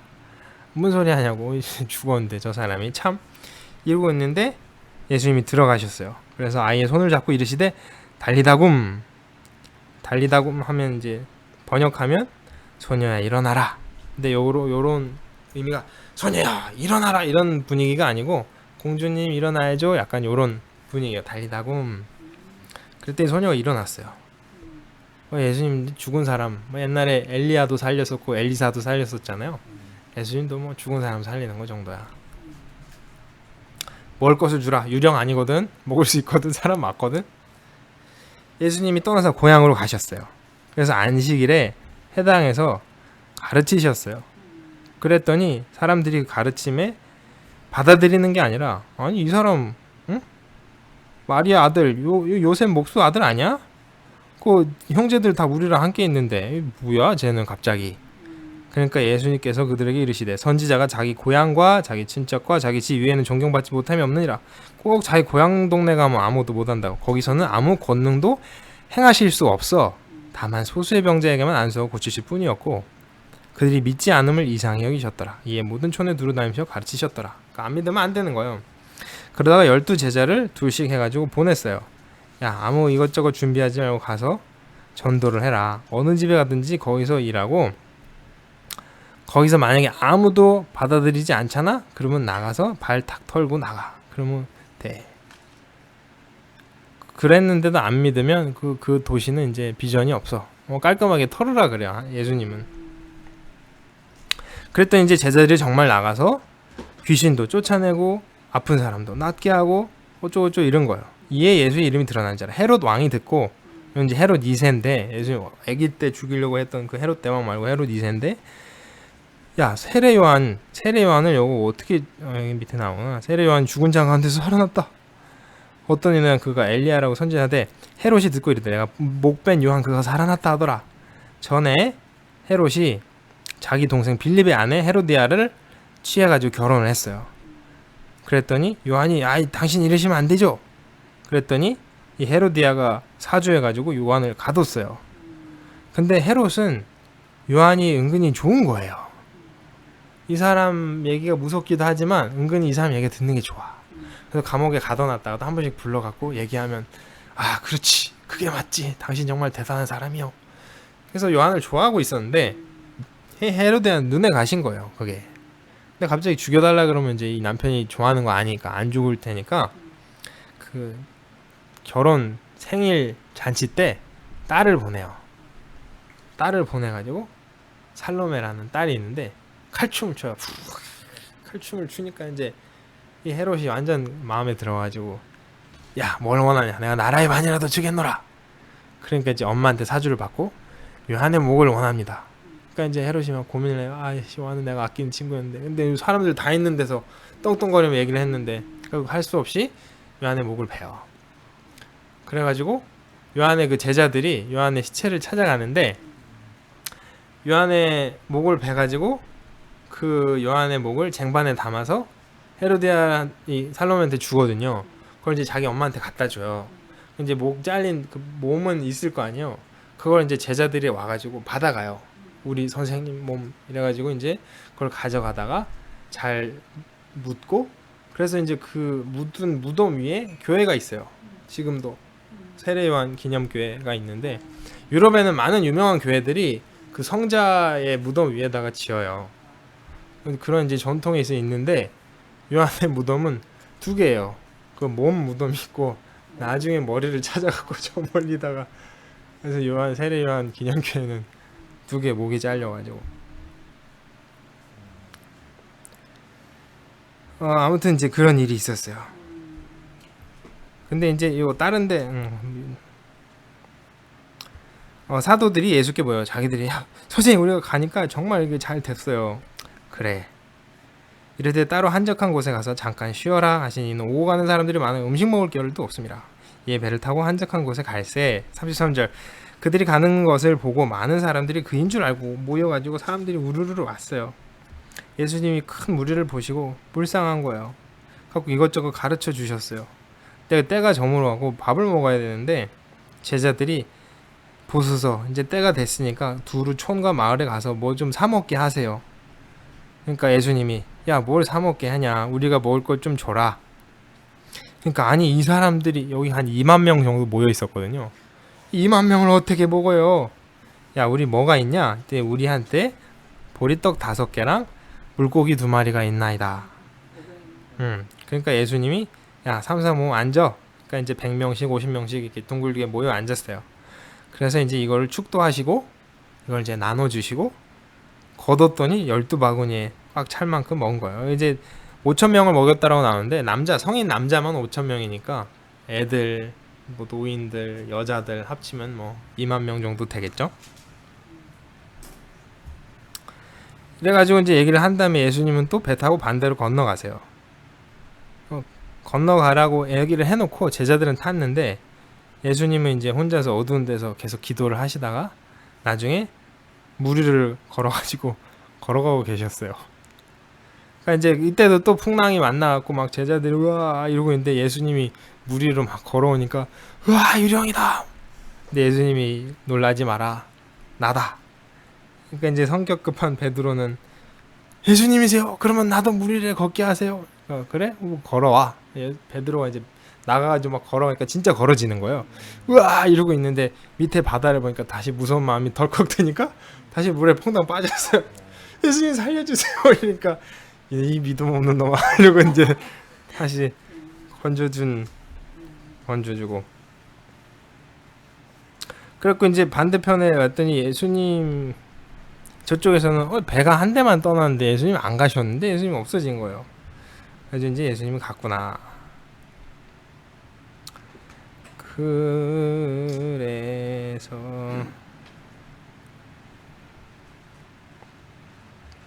7장에 보면 바리새인들이 와가지고 얘는 이거 유전이라고 그래요. 유전이 뭐냐면 그 모세 오경이 있잖아요. 근데 그거를 막 지네 마음대로 풀었다 그랬잖아요. 그래서 푼 책이 엄청 두꺼운 책이 있어요. 사전처럼. 그걸 이제 얘네 유전이라고 그래서 그거를 가르치는데 7절에 또 지들의 유전 가지고 막 뭐라고 그래요. 손 안 씻고 먹고 쪼쪼 막 시비를 거니까 7장 7절에 사람의 계명으로 교훈을 삼아 가르치니 나를 헛되이 경배하는도다. 너희가 하나님의 계명을 버리고 사람의 전통, 사람의 유전만 지키느니라. 또 이르시되 너희가 전통을 지키려고 하나님의 계명을 잘 저버렸더라. 내가 너희 보고 10계명의 부모님을 공경하라 그랬는데 이것들이 부모님한테 드릴 돈을 하나님한테 드리겠노라 하면 그게 이제 지들이 받아가지고 부모님 안 섬기고 하나님한테 드리지도 않고 지내 먹고 어이 나쁜 놈들. 21절에 속에서 곧 사람의 마음에서 나온 것은 악한 것이라 음란과 도둑질과 살인과 사람 마음속에 있는 게 더러운 거지 손이 흙 좀 묻었다 그게 들어온 게 아니라고. 이제 이런 얘기를 하시는데 이제 나중에 그러니까 이게 그 유전을 하다 지들이 이제 그런 전통을 막 만들다 보니까 막 이제 추접한 것들이 들어가는 거예요. 뭐 어떤 것도 있냐면 예를 들어서 얘네들 막 맹세를 해요. 뭐 맹세를 하는데 성전으로 맹세한 것도 다 쳐줘?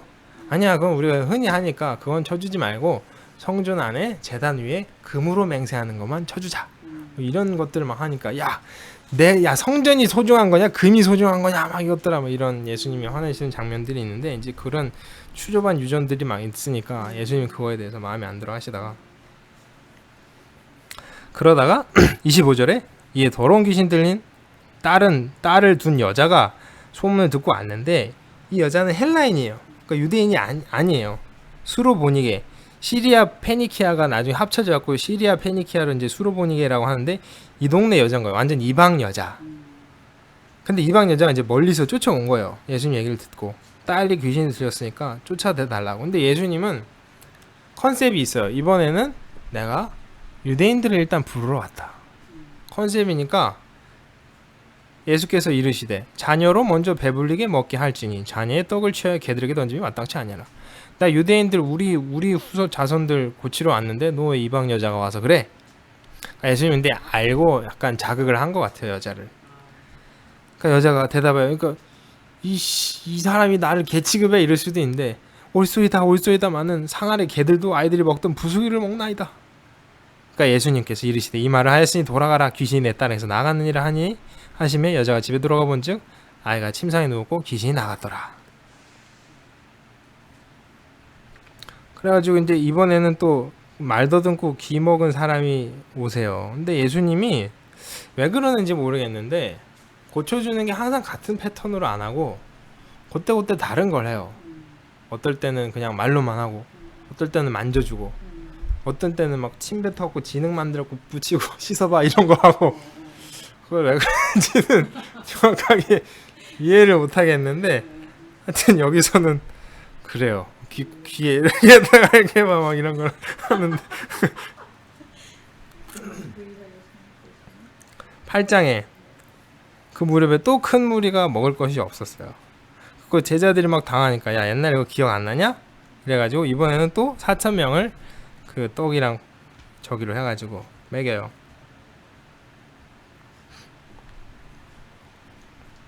11절에 바리새인들이 나와서 예수를 힐난하며 그를 시험하여 하늘로부터 오는 표적을 구하거늘.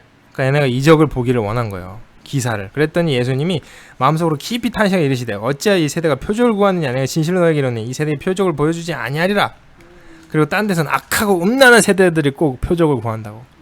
그러니까 전혀 그러니까 하나님을 믿으면 신기한 일이 일어날 수 있어요. 신비한 일이 일어날 수 있는데 그거를 막 이렇게 탐닉하고 쫓아가는 거는 전혀 바른 마음에서 나오는 것이 아니다.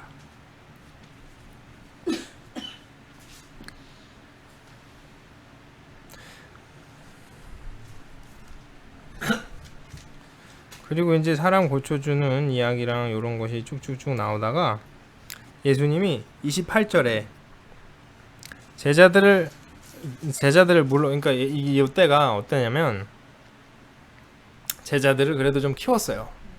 제자들을 불러갖고 바보 같은 애들을 그래도 좀 데리고 다니고 예수님이 막 사람 고치고 이렇게 보여준 다음에 야 봤지? 니네도 한번 해봐.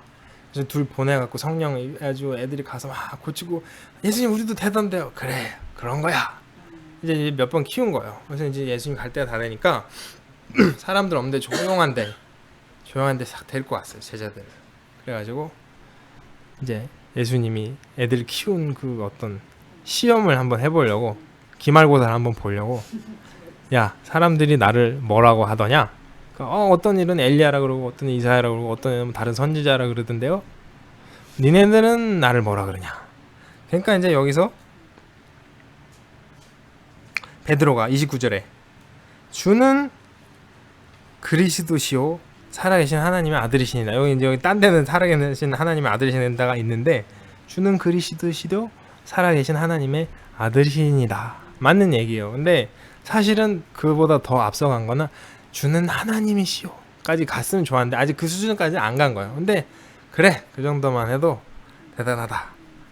대답 잘했다.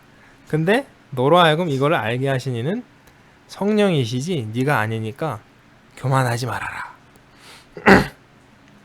근데 요 얘기는 아직 아무한테도 하면 안 돼.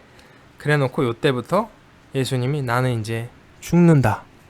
고난당하다가 죽고 그 다음에 내가 다시 살아나서 너희들을 다시 만날 거다. 나는 부활할 거다. 이런 얘기를 계속 해주는데 여기서 이제 재밌는 게 아까 제가 말씀드린 것처럼 예수님이 빡센 얘기를 하는데 우리가 그 얘기를 잘 듣지 않는다고 했잖아요.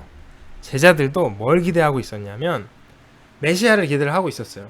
근데 메시아 얘네들이 생각하던 메시아는 뭐였냐면 자기들이 로마의 속국으로 있으니까 메시아라는 사람이 짠 나타나서 옛날에 다윗 왕처럼 로마랑 전쟁을 팍 해가지고 이제 로마 이기고 세상의 왕이 되지 않겠느냐.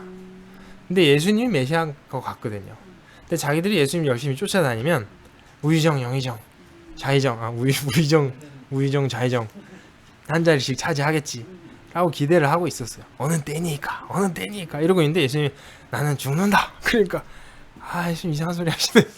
안 듣는 거예요. 그러니까 죽는다 그 뒤에 부활한다는 얘기까지 하거든요. 안 들어. 부활한다는 얘기도 안 듣고 딱 죽는다 얘기만 나오면 예수님 이상한 소리 하지 마시라고. 안 듣는 거예요. 계속.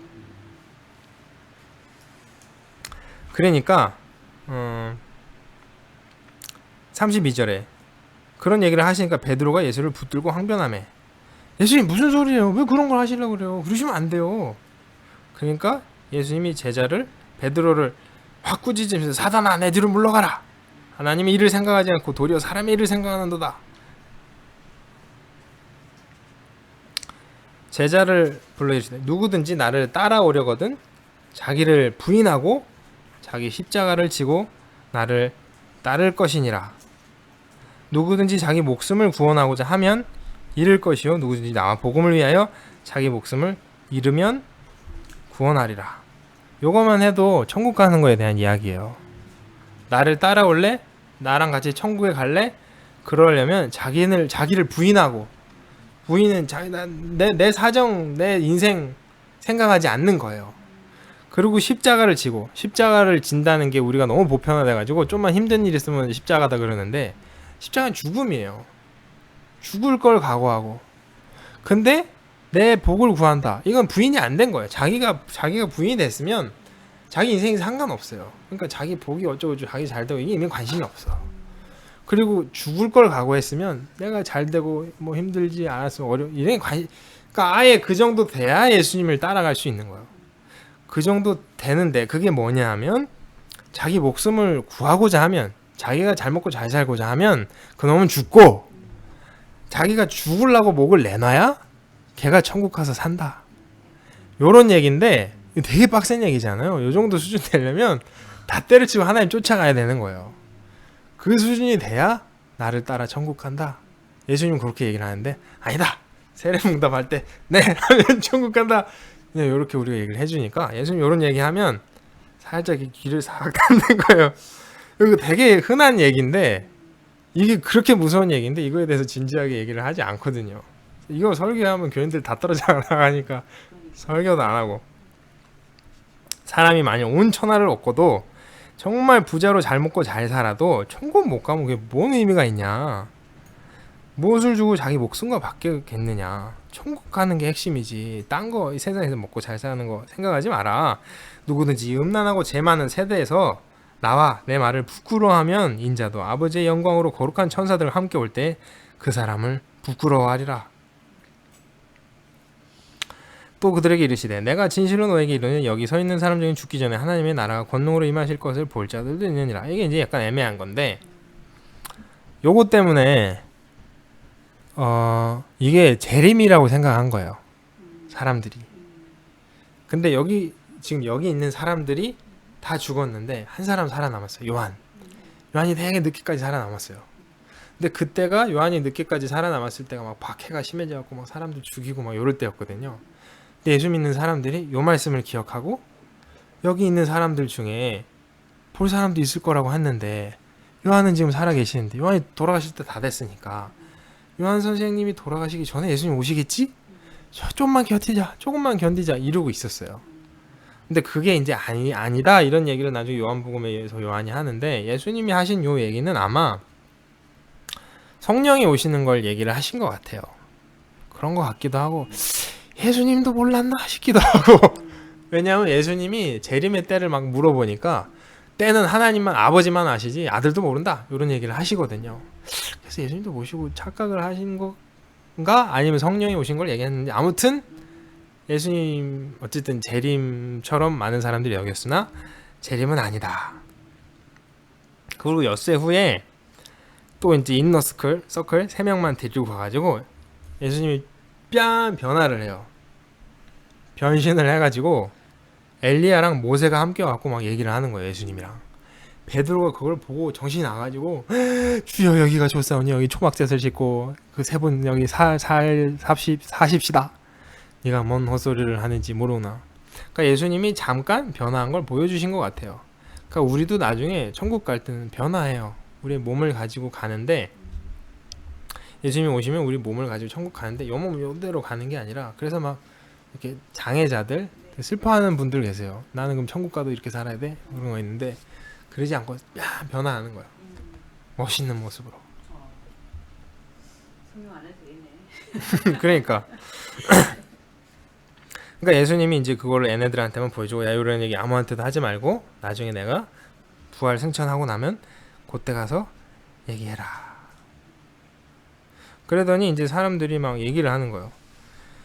아니 뭐 얘기 들어보면 그 학자들이 하는 얘기는 엘리야라는 사람이 먼저 와가지고 막 뭐 이렇게 해야 된다 그러던데, 엘리야를 안 오는 거 보면 예수님이, 그래서 서기관들은 예수님이 짭퉁이다, 예수님 오시기 전에 엘리야가 먼저 왔어야 되는데 뭐 안 하는데 갑자기 지가 나타났고 예수랑 하니까 쟤는 짭퉁이야. 엘리야가 하지 않았는데 이런 얘기를 하던데 그게 뭐예요? 그러니까 얘네들이 전혀 아는 게 없으니까 거기다가 서기관들이 그런 얘기 하니까 대답을 못 한 거예요. 니네 선생 가짜야. 이러고 이제 와가지고 예수님 이렇다는데 그러니까 엘리야 왔다. 엘리야는 누구냐면 세례 요한이 와가지고 회개를 전하는데 회개의 복음을 전하는데 이것들이 그거를 소중하게 생각 안 하고 잡아다가 먹배어서 죽였다. 그리고 이제 다시 귀신 쫓아내주는 이야기가 나오는데 예수님이 변화산에 가신 동안 예수님이 이제 이너서클 데려가가지고 나머지 9명이 남아있었을 거 아니에요. 그 9명인데 귀신 들린 애가 왔고 막 고치려고 그랬는데 못 고친 거예요. 그래갖고 이제 예수님한테 뭐 혼나는 장면이 잠깐 나오고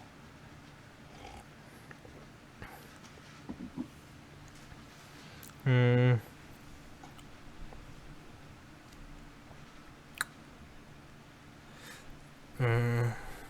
43절에 보면 만일 너의 손이 너를 범죄하게 하거든 찍어버리라. 장애인으로 영생에 들어가는 것이 두 손을 가지고 지옥불 꺼지지 않는 불에 들어가는 것보다 나으니라. 근데 요런 거를 우리가 잘 이해를 해야 되는데 이거 과장법이에요. 과장법. 이게 내 손이 범죄를 했어요. 그러면 예수님 말은 차라리 손이 없이 들어가는 게 천국에 가야 될 거 아니냐. 손 가지고 자꾸 범죄하는 것보다. 그래서 이제 찍어버리라 이렇게 얘기했는데 실제로 이걸 찍어버리라는 얘기가 아니라 근데 여기 보면 44절에 없음이 나오잖아요. 45절이 있고 또 46절에 없음 이런 게 나오는데 이 없음은 뭐냐면 나중에 우리는 성경책이 한 권이지만 그때 당시에는 이제 수많은 버전의 성경책들을 갖고 있었는데 어떤 성경을 보면 43절 다음에 45절인데 어떤 성경은 중간에 44절이 있는 거예요.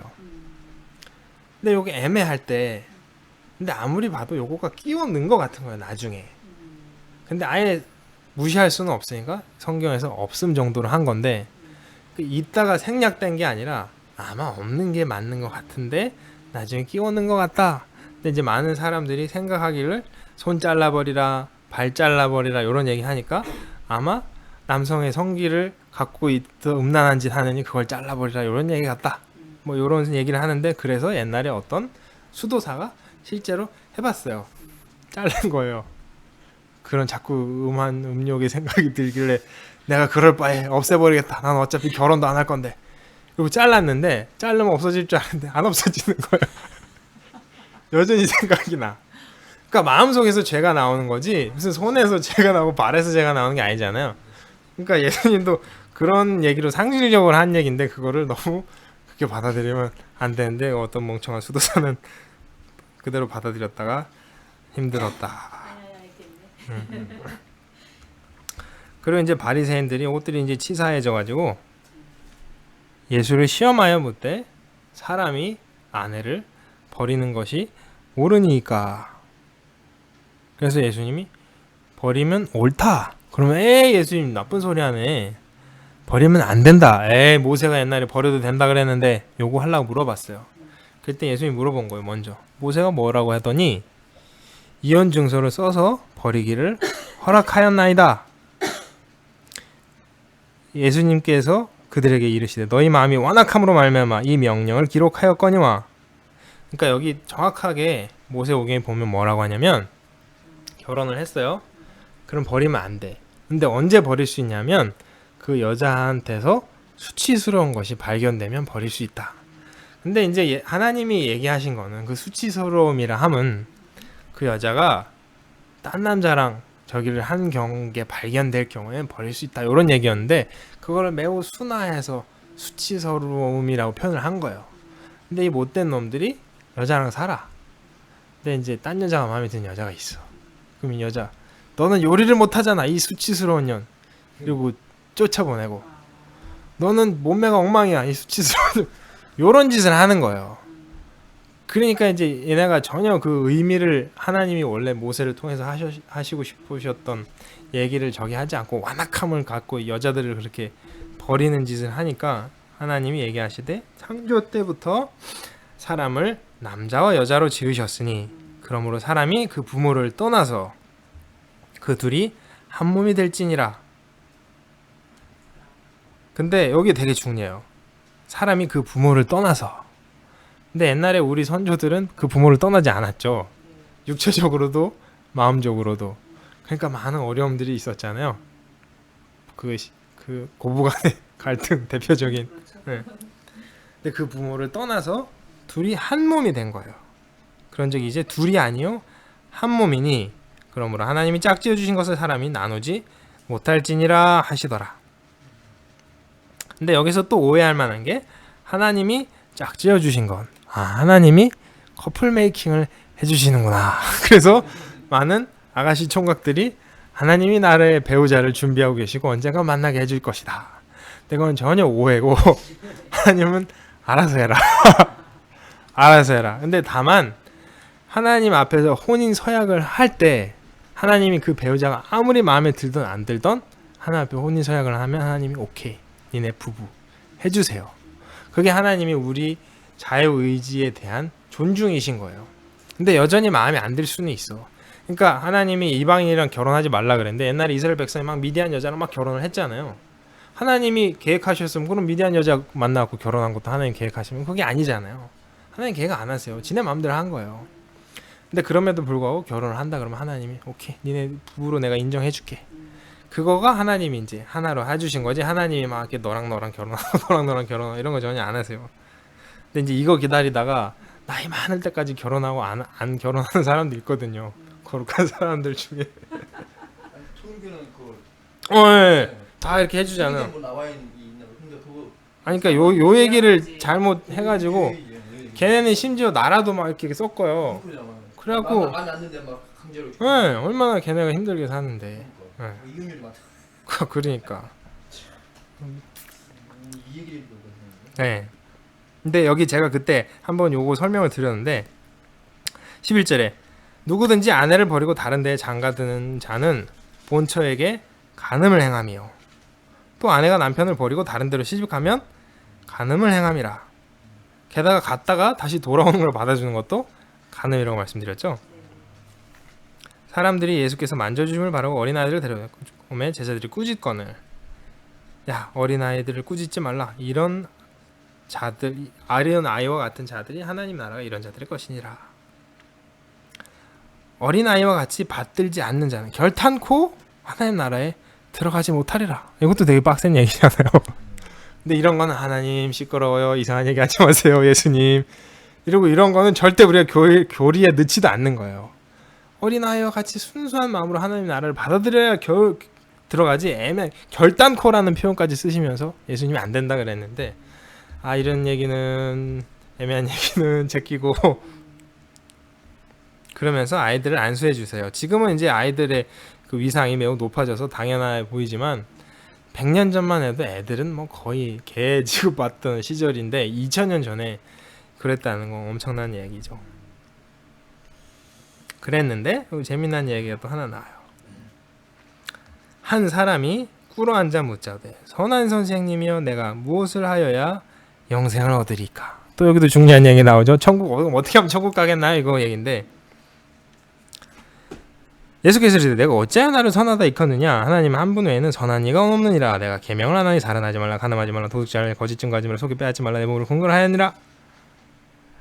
그 10계명 중에 뒤에 거를 얘기를 하잖아요. 근데 요 중에 하나가 빠졌어요. 뭐가 빠졌을까요?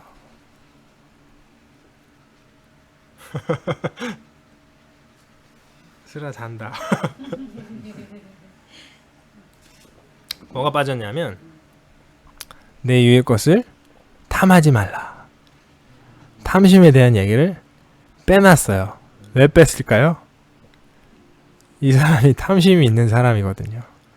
근데 탐심 얘기를 하면 이 사람이 찔리니까 예수님이 교묘하게 탐심 얘기는 일단 빼놓고 딴 얘기를 먼저 한 거예요. 사례잖아, 사례죠. 여기가 응. 마가한테 얘기가 아니라. 마가가 아니라 요 어떤 청년이 이 청년 보통 청년이 아니라 청년인데 선생님 그러니까 되게 부자고 되게 거룩하고 되게 잘 나가고 존경받는 인물이에요. 그러니까 그 정도 되니까 나는 천국 가겠지 이러고 물어봤을 수도 있고 아, 이 정도면 나가 충분히 괜찮은데 뭐가 하나 좀 찝찝한데 요래서 왔을 수도 있고. 그래서 예수님한테 천국 가는 거에 대해서 물어봤어요. 근데 예수님이 탐심 빼놓고 쫙 얘기를 하니까 이 청년이 신나게 선생님이요, 아 이런 것들은 내가 어려서부터 다 지켰나이다. 예수께서 그를 보시고 살아나실 때 내게 한 가지 부족한 것이 있으니 그게 너한테 탐심이야. 그 탐심 버리려면 어떻게 하면 되냐면 너한테 있는 것을 다 팔아서 가난한 자들에게 주고 주라. 그리하면 하늘에서 보화가 내게 있으리라. 그리고 와서 나를 따르라. 그렇게 한 거예요. 근데 이 사람이 재물이 많은 고로 이 말씀으로 인하여 슬픈 기색을 띠고 근심하고 가니라. 그러니까 결국은 그렇게 못했다는 얘기겠죠. 근데 요 정도 수준 되면 웬만한 교회 사람도 이 사람 수준까지 되기 힘들거든요. 근데 이 사람도 천국에 못 간 것 같잖아요. 영생을 못 얻은 것 같잖아요. 그 예수님 하는 얘기 중에 천국 가는 거에 대해서 빡센 얘기들이 되게 많이 나와요. 예수께서 둘러보시고 제자들이 이르시되 재물이 있는 자는 하나님 나라에 들어가기가 심히 어렵도다. 제자들이 그 말씀에 놀라는지라. 예수께서 다시 대답하여 이르시되 얘들아, 하나님의 나라가 들어가기 얼마나 어려운지 낙타가 바늘기로 나가는 것이 부자가 하나님 나라에 들어가는 것보다 쉬우니라. 부자가 이렇게 빡센 거야 라고 얘기를 하는데 우리는 어떻게 그런 거 시끄럽고 나는 괜찮아요. 딴 사람은 안 되는지 모르겠는데 이 청년은 안 되는지 모르겠는데 에이 나는 부자 돼도 얼마든지 천국 갈 수 있어요. 그리고 예수님이 이렇게 경고하시는데도 전혀 신경도 안 쓰고 두려워하지도 않고 부자 될 것을 우리는 두려워해야 되는데 부자 되면 어떡하지? 부자 되면 천국 가기 이렇게 힘든데 아 나 부자 되면 어떡하지? 이러고 살아야 되는데 어떻게든 부자 되려고. 그러니까 제자들이 깜짝 놀라가지고 그럼 누가 천국 가니까 예수께서 이르되 보라 사람의 힘으로는 할 수 없을 때 하나님으로서는 다 하실 수 있느니라. 요거 딱 듣고 아유 하나님 하시면 되네. 그리고 이제 또 그랬더니 베드로가 여쭤되 우리는 모든 것을 버리고 주를 따라나이다. 예수께서 이르시되 내가 진실로 너에게 이르니 나와 복음을 위하여 집안 형제나 자매나 어머니나 아버지나 자식과 전토를 벌인 자는 현세에 있어 집과 형제와 자매 어머니 자식을 전토는 100배나 받되 박해를 겸하고 받고 내세를 얻으려는 얘기가. 요거 가지고 저기 여호와의 증인 이런 사람들은 막 가출하고 남편 버리고 부모 버리고 자식 버리고 이런 걸 하는데 요거 네, 여호와 증인도 그렇고 다른 이단도 뭐 몇몇 그런 사람들이 있는데 요거를 이제 이해를 잘 해야 되는데 내가 부모를 버린다. 요거는 부모를 갖다 내버리는 게 아니고 부모님이랑 하나님이랑 둘 중에 뭐가 더 소중한가. 그거를 그러니까 하나님이 아브라함한테 이삭을 나한테 바쳐라. 이거는 이삭을 어디다 갖다 버려라. 이삭을 사랑하지 말아라. 요 얘기가 아니라 이삭이랑 나 중에 둘 중에 누가 더 소중해. 이삭을 막 웅켜잡지 말고 내려놔라.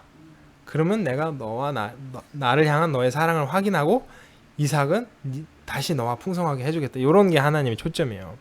그러니까 하나님은 우리가 부모와 자식과 친구와 형제가 함께 행복하기를 원하시지.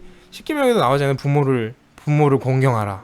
이게 약속이 있는 첫 계명이 이렇게 얘기해놓고 하나님이 설마 부모를 갖다 버려라 이런 얘기를 하진 않을 거 아니에요. 그러니까 부모를 공경하되 하나님이랑 부모 중에서 하나님을 더 소중하게 여기고 부모도 하나님의 손에 맡겨드리는. 부모님이 저 힘들었고 내가 안 먹여 살려주면 부모님 돌아가시는데 자꾸 그런 생각하면서 하나님 잘 못 섬기는 사람들도 있어요. 그런 거 걱정하지 마라. 그거 내려놔라. 부모님 안 굶어 죽는다. 내가 니네 부모님 책임져 줄게. 그렇게 내려놓으면 오히려 그 부모님이랑 사이가 더 좋아지는.